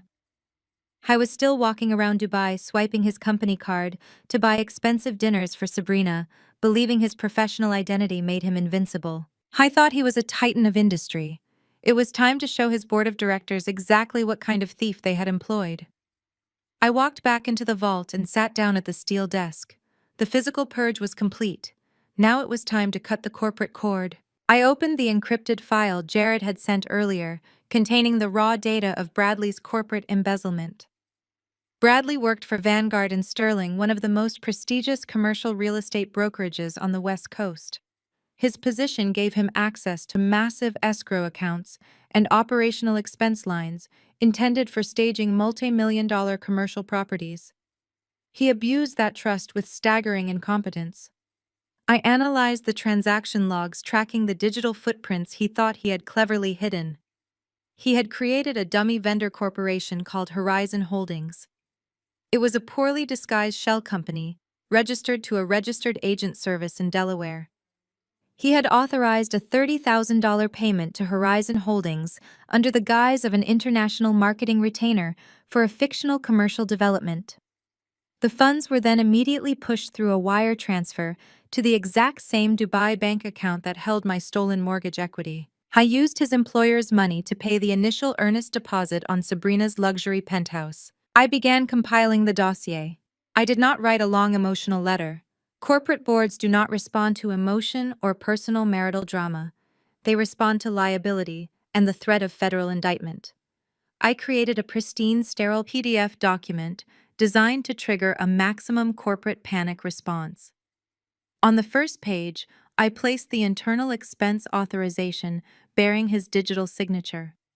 On the second page, I placed the routing numbers linking the dummy vendor directly to the Dubai account. On the third page, I attached the Instagram video of Bradley and Sabrina holding the keys to the penthouse, effectively proving the stolen corporate funds purchased a personal residential asset. I titled the document Internal Embezzlement and International Wire Fraud Notification. I routed my connection through a series of proxy servers spanning 3 different continents, ensuring the origin point of the email could never be traced back to my vault. I located the direct email addresses for the Chief Executive Officer, the Chief Financial Officer, and the Head of Corporate Compliance at Vanguard and Sterling. I drafted a single sentence in the body of the email. Attached is irrefutable evidence of ongoing corporate embezzlement and international wire fraud perpetrated by your senior broker. I hit send. The digital payload vanished into cyberspace, landing simultaneously in the inboxes of the most powerful executives at his firm. I sat back and took a slow, deliberate breath. In the corporate world, $30,000 was a drop in the bucket. But the liability of a senior broker using company infrastructure to commit international wire fraud was a catastrophic threat to their licensing and reputation. They would not hesitate. They would cut off the infected limb to save the body. I waited, knowing the corporate machinery was entirely ruthless when its bottom line was threatened. The fallout did not take long. Jared had contacts inside the financial sector, and he monitored the tremors through his professional network. 48 hours later, my satellite phone chimed. Jared was on the line, sounding entirely too pleased with himself. "It is done," he announced. "The board held an emergency closed-door meeting yesterday morning. They brought in outside forensic accountants who verified your dossier in under 2 hours. Bradley was officially terminated for cause effective immediately." "What about his accounts?" I asked, pulling up my secondary monitor to watch the social media feeds. "Every single corporate expense card has been deactivated," Jared reported with grim satisfaction. His access to the firm's internal servers was severed. Security went into his corner office and boxed up his desk. But they went a step further to protect themselves from federal blowback. The compliance officer filed a formal complaint with the State Real Estate Commission, including the evidence of embezzlement you provided. His professional broker license has been flagged and suspended pending a formal investigation. He is completely blacklisted. No reputable firm will ever hire him again. He is professionally radioactive. I smiled, staring at a new photo Sabrina had just posted. They were lounging on a private beach in Dubai, completely unaware that the financial ground beneath them had just collapsed into a sinkhole. "He still thinks he is a titan of industry," I said. "He thinks he is going back to a corner office." "He is going back to an interrogation room," Jared corrected. "The firm's lawyers are already drafting a civil suit to claw back the embezzled funds. They are lining up right behind the FBI and the subprime lender. He owes money to everyone, and he has absolutely zero income to pay it back." I thanked Jared and disconnected the line. I turned my full attention to the right side of my screen, where Sabrina's public Instagram feed was updating in real time. It was currently evening in Dubai. Bradley and Sabrina had dressed up for a night out at one of the most exclusive underwater restaurants in the city. Sabrina was broadcasting a live video to her thousands of followers. She panned the camera around, showing off the floor-to-ceiling glass walls that looked directly into a massive illuminated aquarium. Schools of exotic fish and stingrays swam past their table, creating an atmosphere of unparalleled luxury. Bradley was leaning back in his chair, wearing a crisp white linen suit, looking like he owned the entire Persian Gulf. He was playing the part of the billionaire playboy flawlessly. The waiter approached, carrying a bottle of vintage champagne nesting in a silver ice bucket. It was a bottle that easily cost $2,000. Bradley nodded graciously as the waiter poured the bubbling golden liquid into their crystal flutes. Then the waiter presented the black leather check presenter. Bradley did not even look at the bill. He pulled out his sleek, heavy metal corporate expense card and dropped it onto the leather pad with an arrogant flick of his wrist. Sabrina giggled into the camera, calling him her generous king and thanking him for treating her like royalty. The waiter bowed and walked away to process the payment. I leaned closer to my monitor, holding my breath. I watched the live feed, tracking the minutes. 5 minutes passed. Then 10. Sabrina was pouting slightly, checking her makeup in her phone screen, while Bradley tapped his fingers impatiently on the white tablecloth. The facade of the carefree billionaire was beginning to crack, showing glimpses of his underlying temper. Finally, the waiter returned. But he was not alone.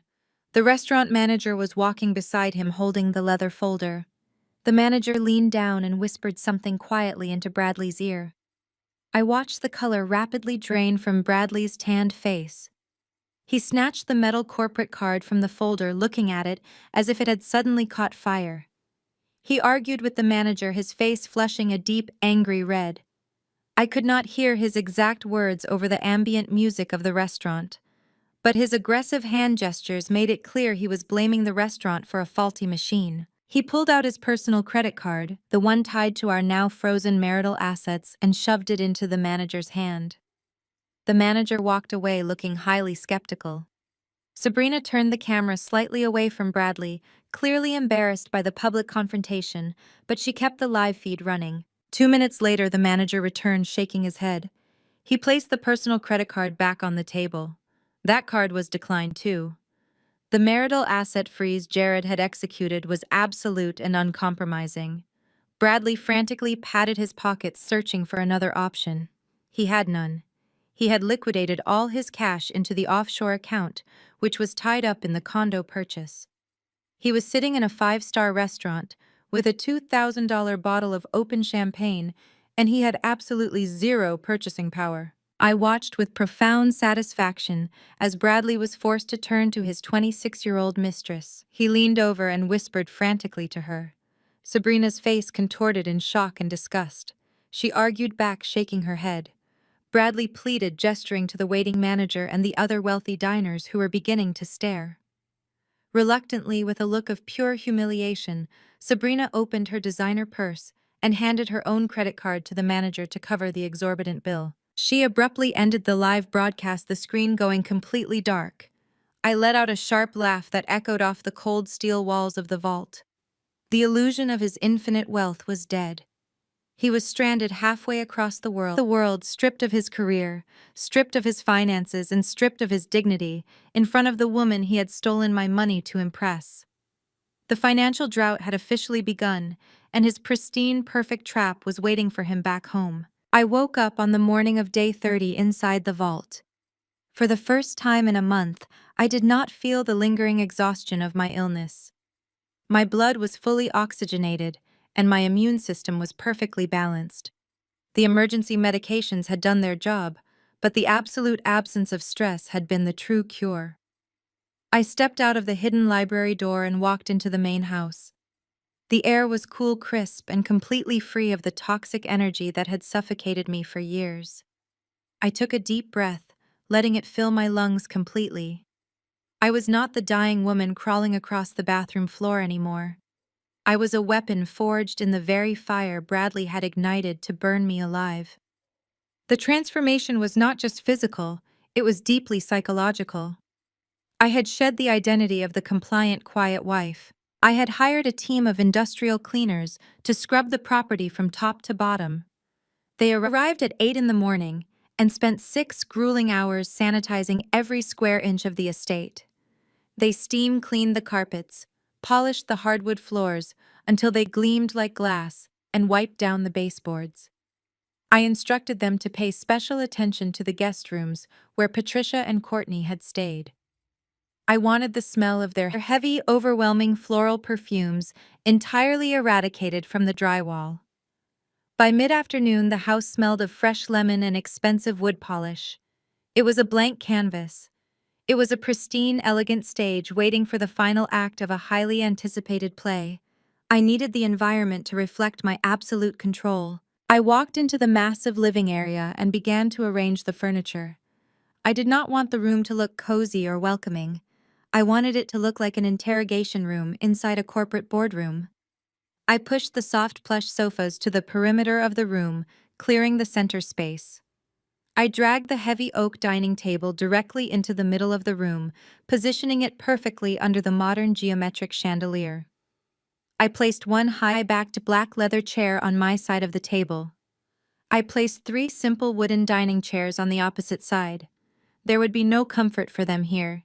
They would sit exactly where I told them to sit, and they would look across that polished wood to see the architect of their destruction. I walked to the kitchen and prepared a pot of Earl Grey tea, setting the fine bone china cup and saucer precisely on the right side of my leather chair. With the physical stage perfectly set, I walked upstairs to my master bathroom. The empty medicine cabinet that had once triggered a panic attack now simply served as a reminder of how far I had come. I took a long hot shower, letting the water wash away the last 30 days of isolation and strategic warfare. I stepped out, dried off, and walked into my expansive, empty closet. Bradley always thought my style was boring. He preferred women who wore flashy logos and revealing cuts, women like Sabrina, who treated their bodies like billboards for their rich boyfriends. He never understood the quiet, intimidating power of bespoke tailoring. I reached into a heavy garment bag and pulled out a custom designer suit I had purchased in Paris 3 years ago. It was a deep midnight blue, structured with incredibly sharp shoulders and a severely cinched waist. The fabric was heavy, uncompromising, and armored. I slipped into the tailored trousers and buttoned the jacket over a crisp white silk blouse. I applied a bold crimson lipstick, something I never wore around Bradley, because he claimed it was too aggressive. He was absolutely right. It was aggressive. I slipped my feet into a pair of black patent leather stiletto pumps. The sharp click of the heels against the hardwood floor sounded like a gavel striking a wooden block. I looked at my reflection in the full-length mirror. I was glowing with health, radiating generational wealth, and exuding absolute authority. I was dressed for a corporate execution. I walked downstairs, the rhythmic clicking of my heels echoing through the empty halls.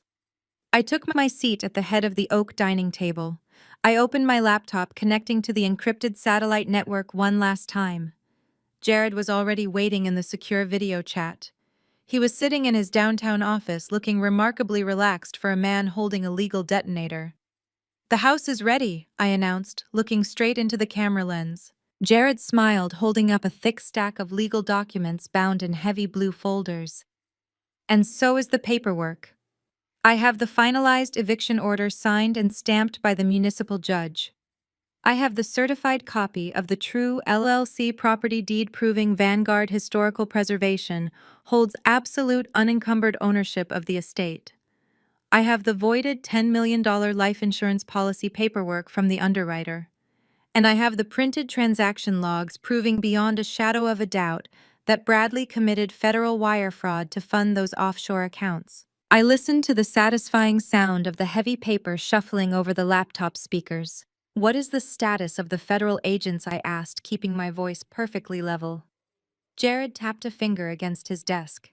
"I just spoke directly with Special Agent Miller. The FBI has officially flagged Bradley's passport in the international database. The moment he scans his documents at the customs checkpoint in John F. Kennedy International Airport, the system will silently alert the agents. They are not going to stop him in New York. They want him to complete his connecting flight back home to our city. They want him to feel the false security of stepping onto his own front porch." "Are the agents currently in position?"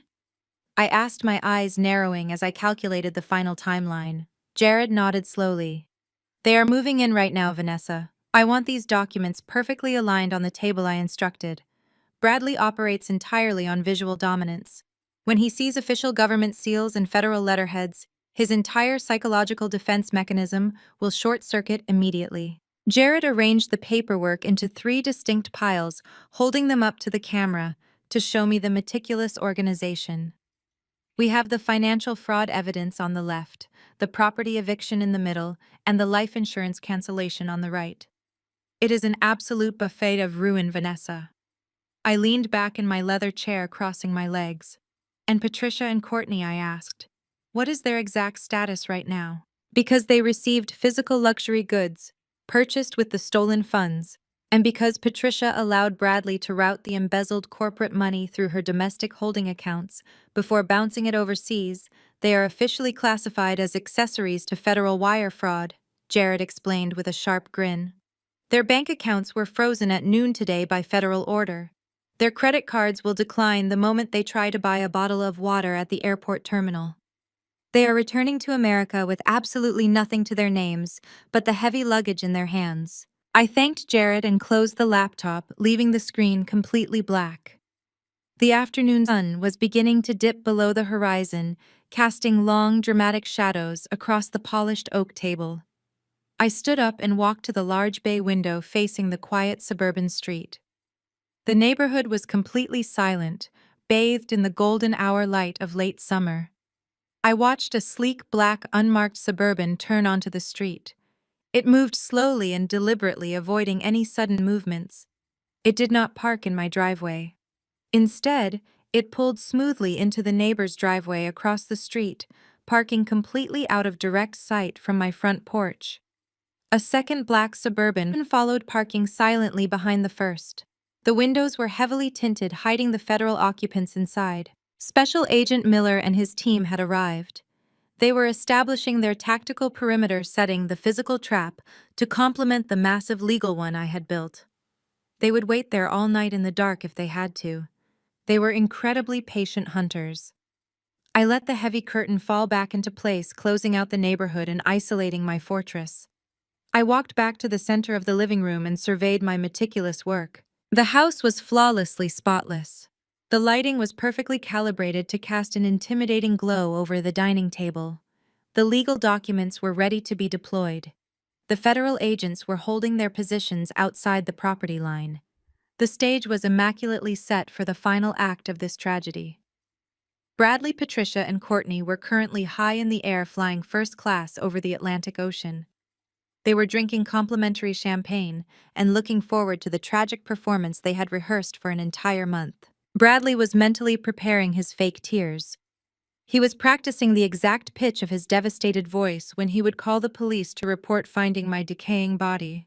He genuinely believed he was returning to claim his $10 million prize and his absolute freedom. He had no idea that his supposed victim had bought the very ground he was about to step on. He had no idea that I had systematically dismantled his career, drained his stolen assets, and invited the federal government to his homecoming. I poured myself a cup of Earl Grey tea, the fragrant steam rising into the cool air of the pristine house. I took a slow, deliberate sip, enjoying the quiet peace of the empty room. I did not feel any anxiety. I did not feel any fear. I only felt the cold, mechanical precision of a massive steel trap waiting to be sprung.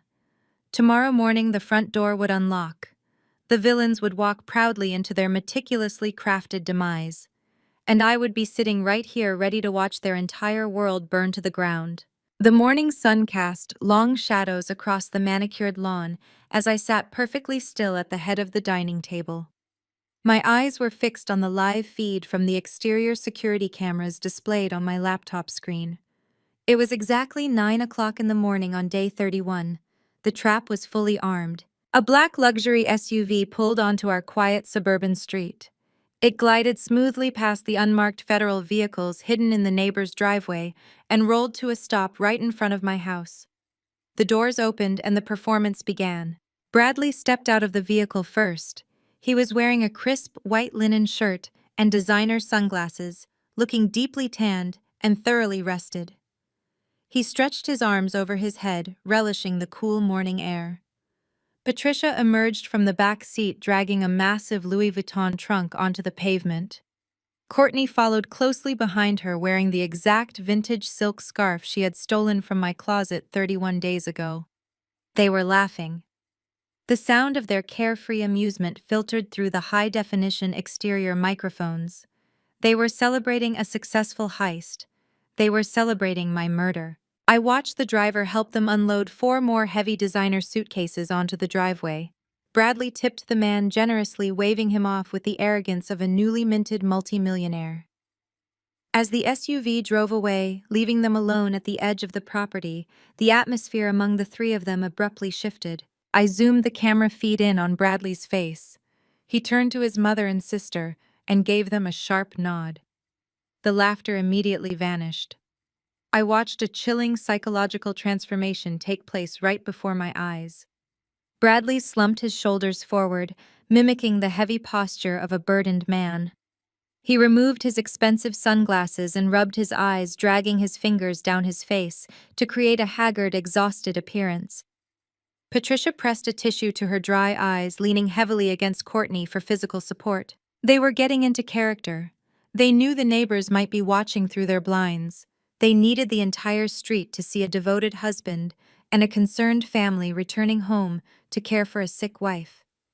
The level of premeditated deception made my blood run cold, but it also fueled the fire burning in my chest. They began the slow, solemn walk up the flagstone path toward the front porch. Each step they took was a step deeper into the steel cage I had built for them. I closed my laptop screen, pushing it to the side of the oak table. I did not need the cameras anymore. The physical confrontation was seconds away. I picked up my bone china teacup, holding the delicate handle between my thumb and forefinger. Jared Vance stood to my right, his posture rigid and commanding. He held a thick stack of legal documents resting against his hip. To my left stood Special Agent Miller and his partner. They were imposing figures in their dark federal suits, their expressions entirely devoid of emotion. They had been briefed on every single detail of Bradley's sociopathic plot. They were not here to negotiate. They were here to execute federal warrants. The heavy footsteps echoed on the wooden planks of the front porch. I heard the faint jingle of keys on the other side of the heavy mahogany door. Bradley inserted his key into the deadbolt. He expected the mechanism to stick slightly, just like it always did. He expected to push the door open and be hit by a suffocating wall of stagnant, blistering heat. He expected the sickening smell of decay. He expected to walk into a dark, silent tomb. The heavy metal lock clicked loudly. The door handle turned. Bradley pushed the front door wide open. A blast of frigid, pristine air conditioning rushed out of the foyer, hitting him directly in the face. The entire house was blazing with brilliant, warm light from the crystal chandeliers overhead. Bradley stopped dead in the doorway. His body went entirely rigid, as if he had just walked into an invisible brick wall. Patricia and Courtney, who were walking blindly behind him, crashed directly into his back, letting out startled gasps of confusion. I sat perfectly still at the far end of the grand hallway, completely visible from the front door. The midnight blue fabric of my tailored suit absorbed the bright light, giving me an armored, imposing silhouette. I raised the teacup to my lips, taking a slow, deliberate sip of the Earl Grey tea. I lowered the cup back to the saucer with a sharp, decisive clink that rang out through the perfectly silent house. Bradley stared down the hallway at me, his brain completely short-circuited. He was looking at a ghost. He was looking at an impossibility. The woman he had systematically starved of medication and locked in a sweltering cage was sitting before him, radiating absolute health and terrifying authority. The heavy designer travel bag slipped from his paralyzed fingers. It plummeted toward the floor, hitting the polished hardwood with a deafening heavy thud. The deep golden tan on his face vanished in an instant, replaced by a sickly, translucent gray pallor. His jaw went slack, hanging open as he struggled to pull oxygen into his lungs. He looked like a man who had just stepped onto a landmine and heard the trigger click beneath his foot. Patricia stepped around him, her face twisted in annoyance at the sudden stop. She looked down the hallway and let out a strangled, high-pitched gasp. Her hands flew to her chest, clutching the stolen Hermes scarf tightly against her throat. The expensive leather purse she was carrying slid off her shoulder and crashed to the floor, spilling its contents across the foyer. Courtney froze behind them, her eyes darting frantically around the brilliantly lit house. She saw the spotless floors. She saw the lack of dust. And then she saw me. She took a physical step backward, her breathing accelerating into a panicked rhythm. None of them could speak. The shock had rendered them entirely mute. They simply stood in the doorway of the house they thought they owned, staring at the woman they thought they had killed. "Welcome home, Bradley," I said. My voice was smooth, chillingly calm, and entirely devoid of affection. It sliced through the quiet air of the hallway like a scalpel. "I hope you enjoyed your extended stay in Dubai. The weather here has been remarkably pleasant in your absence." Bradley tried to speak. He opened his mouth, but only a pathetic, raspy sound emerged. He blinked rapidly, trying to reboot his cognitive functions. His eyes darted from my face to the stern, imposing figure of Jared Vance. He recognized Jared immediately from the few high society galas we had attended together.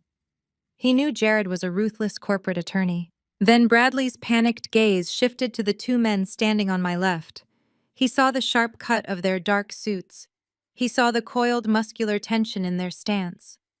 He saw the shiny gold federal badges clipped securely to their belts. The realization hit him with the force of a physical blow. This was not a miraculous recovery. This was not a lucky survival story. This was an ambush. Vanessa, he stammered, his voice cracking violently. The fake grief he had plastered on his face just moments ago melted away, leaving behind nothing but pure, unadulterated terror. What is going on here? Why is it so cold in here? I did not offer him an explanation. I did not offer him a single word of comfort. I simply sat in my high-backed leather chair watching him drown in the shallow waters of his own incompetence. Patricia suddenly pushed her way past Bradley, stepping fully into the foyer. Her maternal instinct to control the narrative kicked into overdrive. She tried to arrange her face into a mask of relief, but her facial muscles betrayed her, twitching erratically. "Vanessa, darling." Patricia cried out, her voice shrill and entirely unconvincing. "You are alive. We were so worried about your condition. We rushed back as soon as we could. Why are there men in the house?" I stared at her, letting the silence stretch out for a long, agonizing moment. I looked at the vintage Chanel bag dangling from Courtney's trembling hand. I looked at the Hermes scarf wrapped around Patricia's neck. I looked at the $250,000 tan on Bradley's face. "You are going to want to step inside and close that door, Bradley." I instructed, my tone echoing with absolute command. "You do not want the neighbors to see what is about to happen next." Bradley did not move. His feet were rooted to the floorboards. His eyes were wide and frantic, scanning the room for an escape route that did not exist. Special Agent Miller stepped forward from the shadows of the dining room, his hand resting casually near his hip. "Close the door." Bradley Agent Miller ordered, his voice carrying the heavy, unmistakable weight of federal law enforcement.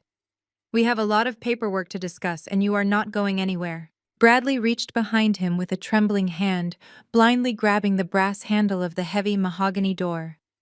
He pulled it shut, sealing the three of them inside the pristine, elegant trap I had built. The lock clicked into place. The click of the lock sealing them inside sent a visible shudder through Courtney's body. She dropped her gaze to the floor, suddenly unable to look at me. The arrogant girl who had wished for me to rot was now trembling so violently that her gold bracelets rattled together. I stood up from my chair, slowly smoothing the front of my midnight blue blazer. The movement drew all three of their eyes back to me. I was the absolute center of their terror. I had spent years making myself small, making myself quiet to accommodate their massive, fragile egos. I would never make myself small again. "Have a seat, Bradley," I commanded, gesturing to the three simple wooden dining chairs placed on the opposite side of the oak table. "Your mother and sister can stand." Bradley swallowed hard, his Adam's apple bobbing visibly in his throat. He took slow, dragging steps down the hallway. He moved like a man walking toward a firing squad. He pulled out the center wooden chair and collapsed into it, his knees giving out completely. He gripped the edge of the oak table, his knuckles turning white as he stared across the polished wood at me. He was waiting for me to scream. He was waiting for me to cry and demand answers. But I denied him that satisfaction. I simply looked down at him, my expression perfectly composed, entirely detached from the man I had once loved. The true horror for Bradley was not just the presence of the FBI agents. The true horror was looking into my eyes and realizing that I knew exactly what he was, and I had completely outplayed him. I did not flinch. I did not blink. I simply raised my right hand, holding it up with the palm facing him. It was a silent, absolute command to stop talking. Bradley froze mid-sob, his arms still outstretched across the table. The fake tears glistening on his cheeks suddenly looked absurd. "You can drop the act, Bradley," I said, my voice dropping to a low, dangerous register. There was no glitch. There was no misunderstanding. You are not speaking to a neighborhood watch committee. You are sitting in front of the federal government, and they have already seen your entire playbook. Jared Vance stepped forward, moving with the smooth, lethal grace of a predator closing in on its prey. He did not say a word at first. He simply unclasped the blue legal folder he had been holding. He pulled out a thick stack of papers and dropped them onto the center of the oak table directly in front of Bradley. The heavy thud of the documents hitting the wood made Bradley flinch. Let us talk about your timeline of worry, Jared stated, his voice dripping with professional contempt. He used a single finger to slide the top document toward Bradley. This is a forensic analysis of your smart home network. It proves that the power was manually severed from your administrative account precisely 4 minutes after your Uber left the driveway. It was not a glitch. It was an execution command. Bradley stared at the paper, his mouth opening and closing soundlessly. Jared slid the next document forward. This is the $250,000 second mortgage you took out against this property. Notice the signature on the bottom right line. My client is a globally recognized authenticator of historical manuscripts. The FBI Forensic Lab analyzed this document yesterday. They concluded the signature is a trace forgery. You pledged an asset you do not own to steal $250,000 from a subprime lender. Bradley recoiled, pulling his hands back from the table as if the paper was toxic. His eyes darted frantically toward the federal agents who remained entirely motionless, watching his every reaction. And here is the destination of those stolen funds. Jared continued, relentlessly sliding a third piece of paper across the table. A wire transfer receipt proving you pushed the stolen equity to a bank in the United Arab Emirates. The receiving account belongs to Sabrina Kensington. The money was immediately used as an earnest deposit on a luxury penthouse. You were not worried about your wife, Bradley. You were buying real estate with your mistress. Bradley looked like he was going to be physically ill. The color had completely drained from his face, leaving him a sickly pale gray. He looked down at the documents, unable to formulate a single lie to counter the mountain of federal evidence. But Jared was not finished. He saved the most devastating blow for last. He pulled one final document from the blue folder. It had a bright red seal on the front page. He placed it carefully on top of the mortgage papers. This, Jared said, his voice dropping to a near whisper, is a $10 million high-risk life insurance policy. You purchased it entirely in cash 3 weeks before you locked your severely ill wife in a sweltering house without her medication. You are listed as the sole beneficiary. The silence in the dining room was absolute. The motive was laid bare. It was stark, undeniable, and horrifying. It was the blueprint for a premeditated murder for financial gain. Bradley could not look away from the insurance policy. He was hyperventilating, his chest heaving as the reality of his situation crushed the last remaining breath out of his lungs. He was trapped. Suddenly, Patricia surged forward from the hallway. The shock had worn off, replaced by the vicious defensive entitlement that had ruled her entire life. She shoved her way past Courtney and marched right up to the edge of the dining table, her face flushed dark red with fury. "This is a setup," she screeched, pointing a shaking finger directly at me. "You ungrateful little witch, you set him up." "Ma'am, please step back," Special Agent Miller warned, his voice sharp and authoritative. "I will not step back," Patricia yelled, her voice echoing shrilly off the high ceilings. "She is trying to ruin my son. She is fabricating all of this. Bradley works hard to provide for her, and this is how she repays him. She is faking these documents to steal his money in the divorce." Patricia slammed her hands flat on the oak table, leaning aggressively toward me. "You are crazy," she spat, her eyes wide and wild. "You have always been crazy and weak. Bradley never tried to hurt you. We packed in a hurry. The power must have gone out in a storm. You are twisting a mistake into a crime just to destroy him because you are jealous. He finally found someone who makes him happy." She turned to the federal agents, pointing at them. "You cannot believe a word this woman says. She is a hysterical, lying manipulator. We did absolutely nothing wrong. We are victims of a crazy woman's revenge fantasy. I did not raise my voice. I did not match her frantic energy. I simply reached to my right and picked up the sleek silver iPad resting next to my teacup. I tapped the screen once to wake it up. "Is that right, Patricia?" I asked, my voice perfectly calm. "You did absolutely nothing wrong." I turned the iPad screen around, facing it directly toward Patricia and Bradley. I pressed play. The high-definition security footage from day one filled the screen. The volume was turned all the way up. The crystal-clear audio of Patricia and Courtney wandering through the upstairs hallway echoed through the dining room. On the screen, Courtney tossed my silk blouse onto the floor. "I cannot believe we finally get a family vacation without her complaining about her health." Courtney's voice rang out from the iPad, perfectly synchronized with the video. "Let her rot with her dusty old books. Bradley deserves this trip." Patricia froze. The angry red flush on her face instantly vanished, replaced by a terrified chalky white. She stared at the screen, watching herself walking down the hallway. The video cut to the angle showing the master bathroom mirror. The room watched in dead silence as Patricia's reflection appeared on the screen. We all watched her pick up the 2 orange prescription bottles. We watched her read the labels. We watched the slow, satisfied smile spread across her face. And we watched her drop my life-saving medication directly into her designer handbag. I hit pause, freezing the image of Patricia committing the act of attempted murder by omission. The silence that followed was suffocating. The evidence was irrefutable. There was no glitch. There was no mistake. There was only cold, calculated cruelty captured in high-definition video and audio. Courtney, who had been standing trembling near the front door, completely broke under the crushing weight of the revelation. Her knees buckled and she slumped against the wall, sliding down until she hit the floor. The designer purse she was holding fell open, spilling her stolen goods across the hardwood. She was hyperventilating, her eyes darting frantically between the frozen image on the iPad and the stern, unyielding faces of the federal agents. The panic shattered her remaining self-control. "No," Courtney gasped, clutching her chest as if she could not breathe. "No, no, no. We did not mean for it to go this far. We just wanted her out of the way." "Courtney, keep your mouth shut," Patricia hissed, whirling around to glare at her daughter. But Courtney was too far gone. The terror of federal prison had completely unspooled her mind. She looked up at Agent Miller, tears streaming down her face, her makeup running in dark tracks. "It was supposed to just look like a natural tragedy." Courtney stammered, her voice high and panicked. "Bradley said the heat would make it fast. But the power your medicine, we thought you would be dead by now." The words hung in the air. A devastating, accidental confession blurted out in front of 2 federal officers. She had just admitted to the premeditated nature of the crime.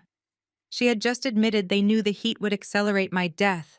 She had just admitted they expected to come home to a corpse. Agent Miller slowly unclipped the radio from his belt. His partner stepped forward, positioning himself directly behind Bradley's chair. The atmosphere in the room shifted from an interrogation into an active crime scene. The gaslighting had failed completely, the trap had closed, and there was absolutely no way out. Bradley snapped his head toward his sister, his eyes wide with a manic, frantic desperation. He knew Courtney had just handed the federal agents the final piece of the puzzle. The premeditation was now a matter of public record. He had nowhere left to run in the criminal realm, so he violently pivoted to the only thing he thought he still controlled: the financial realm. "You cannot do this to me," Bradley yelled, slamming his hands down on the oak table. He ignored the federal agents entirely, directing his blind rage solely at me. "You cannot kick me out of my own home. I pay the property taxes. I signed the closing documents. We are married, and this is a community property state. I own 50% of this house, and I am not leaving. I will drag you through civil court for years, Vanessa. I will force a partition sale, and I will take my half of the equity. You cannot just throw me on the street." I did not raise my voice. I did not match his frantic, pathetic energy. I simply smiled, a warm, genuine smile that reached all the way to my eyes. It was the smile of a woman who had spent 31 days meticulously constructing an inescapable labyrinth. I reached out and picked up the final blue legal folder resting near Jared. I opened it and pulled out a single sheet of heavy watermarked paper. I slid it slowly across the polished wood of the dining table until it came to a stop directly over his forged mortgage documents. "Read it, Bradley." I instructed, my voice echoing with absolute authority. "Read the name on the property deed." Bradley looked down at the document. His chest was heaving, his breath coming in short, panicked, raspy gasps. His eyes scanned the heavy black text. "Vanguard Historical Preservation, LLC." He read aloud, his voice trembling with confusion. "What is this? What does this mean?" "It means you do not own a single brick of this house," I stated. "It means I purchased this entire estate in cash through a blind corporate entity 2 years before I ever met you, using the commission I earned from my highly lucrative career." The closing documents you eagerly signed a few days after our wedding were heavily disguised. "You did not sign a deed, Bradley. You signed a standard month-to-month residential tenancy agreement. You pay the property taxes from our joint account as your monthly rent." Bradley stared at me, his brain entirely incapable of processing the magnitude of his defeat. "You are not a homeowner." I continued, the smile never leaving my face. "You are a tenant. And because you used this leased property to commit federal wire fraud and forgery, you have violated the criminal endangerment clause of your lease. A municipal judge signed a fast-tracked eviction order yesterday afternoon. You are currently trespassing on private property owned by my corporation." The color drained from his face entirely, leaving his skin a sickly, translucent gray. He looked down at his hands, as if he no longer recognized his own body. He had borrowed $250,000 against a house he did not own to buy a penthouse for a mistress he could no longer afford. He had absolutely nothing. Agent Miller did not give him another second to process his financial ruin. The federal agent stepped forward, closing the distance between them in a single fluid motion. He grabbed Bradley by the shoulder, hauling him forcefully out of the wooden dining chair. "Bradley Henderson, Agent Miller," stated, his voice booming with the heavy, undeniable weight of the United States government. "You are under arrest for federal wire fraud, identity theft, and attempted reckless endangerment. You have the right to remain silent." The sound of the heavy steel handcuffs clicking shut around Bradley's wrists echoed sharply through the pristine house. It was a cold, mechanical sound of absolute finality. Bradley's knees buckled. The arrogant corporate broker, the man who had confidently left me to burn alive in a locked room, was now sobbing uncontrollably. "Mom," he wailed, twisting his head to look at Patricia. "Call the lawyers, call the wealth manager, get the money for bail, do not let them take me." Patricia snapped out of her paralyzed shock. The maternal instinct to throw money at her son's problems kicked into high gear.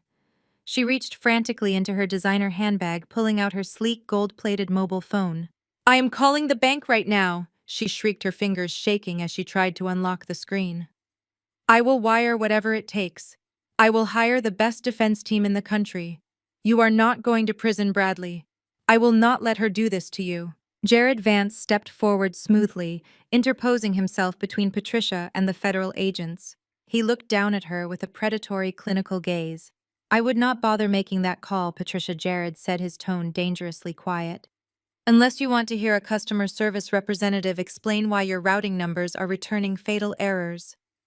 Patricia froze, her thumb hovering over the glass screen. "What are you talking about?"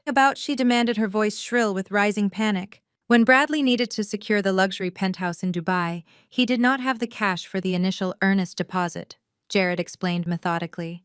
So he embezzled $30,000 from his corporate employer. But he was sloppy. He needed to wash the money before sending it overseas. He routed those stolen corporate funds directly through your primary domestic checking account before wiring them to the Emirates. Patricia's eyes widened in sheer terror. The heavy gold bracelets on her wrists clinked together as her hands began to tremble violently. "By allowing stolen corporate funds to pass through your personal accounts, you became an accessory to federal money laundering." Jared continued, driving the final nail into her coffin. "The federal government secured a blanket freeze on all of your financial assets at exactly 8 o'clock this morning. Your checking accounts, your savings, your investment portfolios, and your retirement funds are completely locked, pending a massive federal investigation. You do not have the money to bail your son out of jail. You do not even have the money to buy a cup of coffee." The phone slipped from Patricia's grasp, shattering against the hardwood floor. A ragged, agonizing wail tore from her throat. She sank to her knees, her carefully constructed high society persona entirely annihilated. She was bankrupt. She was implicated in a federal crime.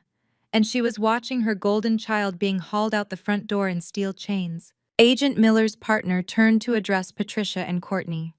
"The eviction order is active," he stated firmly. "You are both trespassing on a private corporate asset. You need to vacate the premises immediately." "But where are we supposed to go?" Courtney sobbed, clutching her stolen vintage bags to her chest. "We just got off a plane. All of our things are upstairs. We moved our winter clothes here before the trip. Your personal belongings have been successfully relocated by a professional moving service," I informed her, my voice perfectly level. "I prepaid for exactly 1 month of rental space at a storage facility on the industrial edge of the city. I suggest you walk there quickly before the facility locks the gates for the evening." The federal agents did not offer them any sympathy. They stepped forward, utilizing their imposing physical presence to herd the two sobbing women toward the front door. Patricia and Courtney stumbled blindly over the threshold, completely broken. They were shoved out onto the front porch, the bright morning sun mocking their absolute devastation. I walked to the heavy mahogany door and looked out at them one last time. They were standing on the curb next to their heavy designer luggage, looking around the affluent suburban neighborhood with terrified, lost expressions. They had no money, no shelter, and no transportation. They were experiencing the exact same helpless vulnerability they had forced upon me 31 days ago. I reached out and grabbed the brass handle. I did not offer a parting word. I simply pulled the heavy door shut and listened to the electronic deadbolts engage with a solid, satisfying thud, locking them out of my world forever. 1 year later, the reality of their consequences was absolute. Bradley did not secure a miraculous legal victory. Faced with the overwhelming mountain of digital evidence, the forged documents, and his own sister's accidental confession to federal agents, he accepted a plea deal to avoid spending decades behind bars. He was currently wearing a beige jumpsuit, serving a lengthy sentence in a federal correctional facility. His days of tailored suits and luxury sports cars were permanently replaced by concrete walls, strict schedules, and the bleak, monotonous reality of prison life. He was entirely forgotten by the corporate world he once worshipped. Patricia and Courtney fared no better on the outside. The federal investigation drained whatever minimal funds they managed to scrape together, resulting in total financial ruin. Stripped of their country club status and their wealthy connections, they were forced to face the brutal reality of survival. They currently shared a cramped, depressing one-bedroom apartment in a rundown complex near the highway.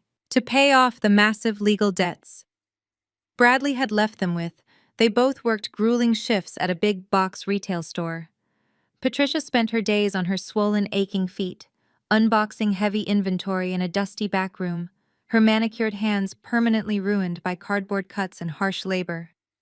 Courtney stood behind a cash register wearing a cheap polyester uniform, scanning items for demanding customers who treated her with the exact same dismissive cruelty she had once inflicted upon me.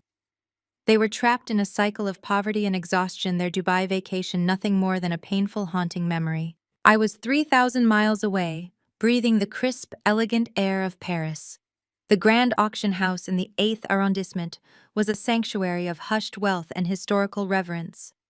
I sat in the front row of the gilded viewing room, wearing a breathtaking emerald green gown that draped perfectly across my shoulders. The room was filled with international collectors, museum curators, and billionaire investors, but I was not intimidated. I was exactly where I belonged. The auctioneer, a distinguished man with a refined French accent, introduced the premier lot of the evening. It was a pristine, newly discovered manuscript from the late Renaissance, a piece of history I had personally tracked down and verified months ago. The bidding started high, immediately weeding out the casual collectors. The numbers climbed rapidly, echoing through the opulent room. I waited patiently, watching the other bidders drop out one by one, until only a single wealthy European investor remained. He offered a staggering sum, expecting to claim the prize. I calmly raised my polished wooden auction paddle. I offered a counterbid that instantly silenced the entire room, securing the priceless artifact with effortless financial authority. The auctioneer struck his wooden gavel against the podium, confirming my victory. I lowered my paddle, a profound sense of radiant peace settling deep into my chest. Bradley and his toxic family had tried to bury me in the dark. They had plotted to steal my resources and leave me to fade away, assuming my illness made me weak and disposable. But they fundamentally misunderstood the nature of survival.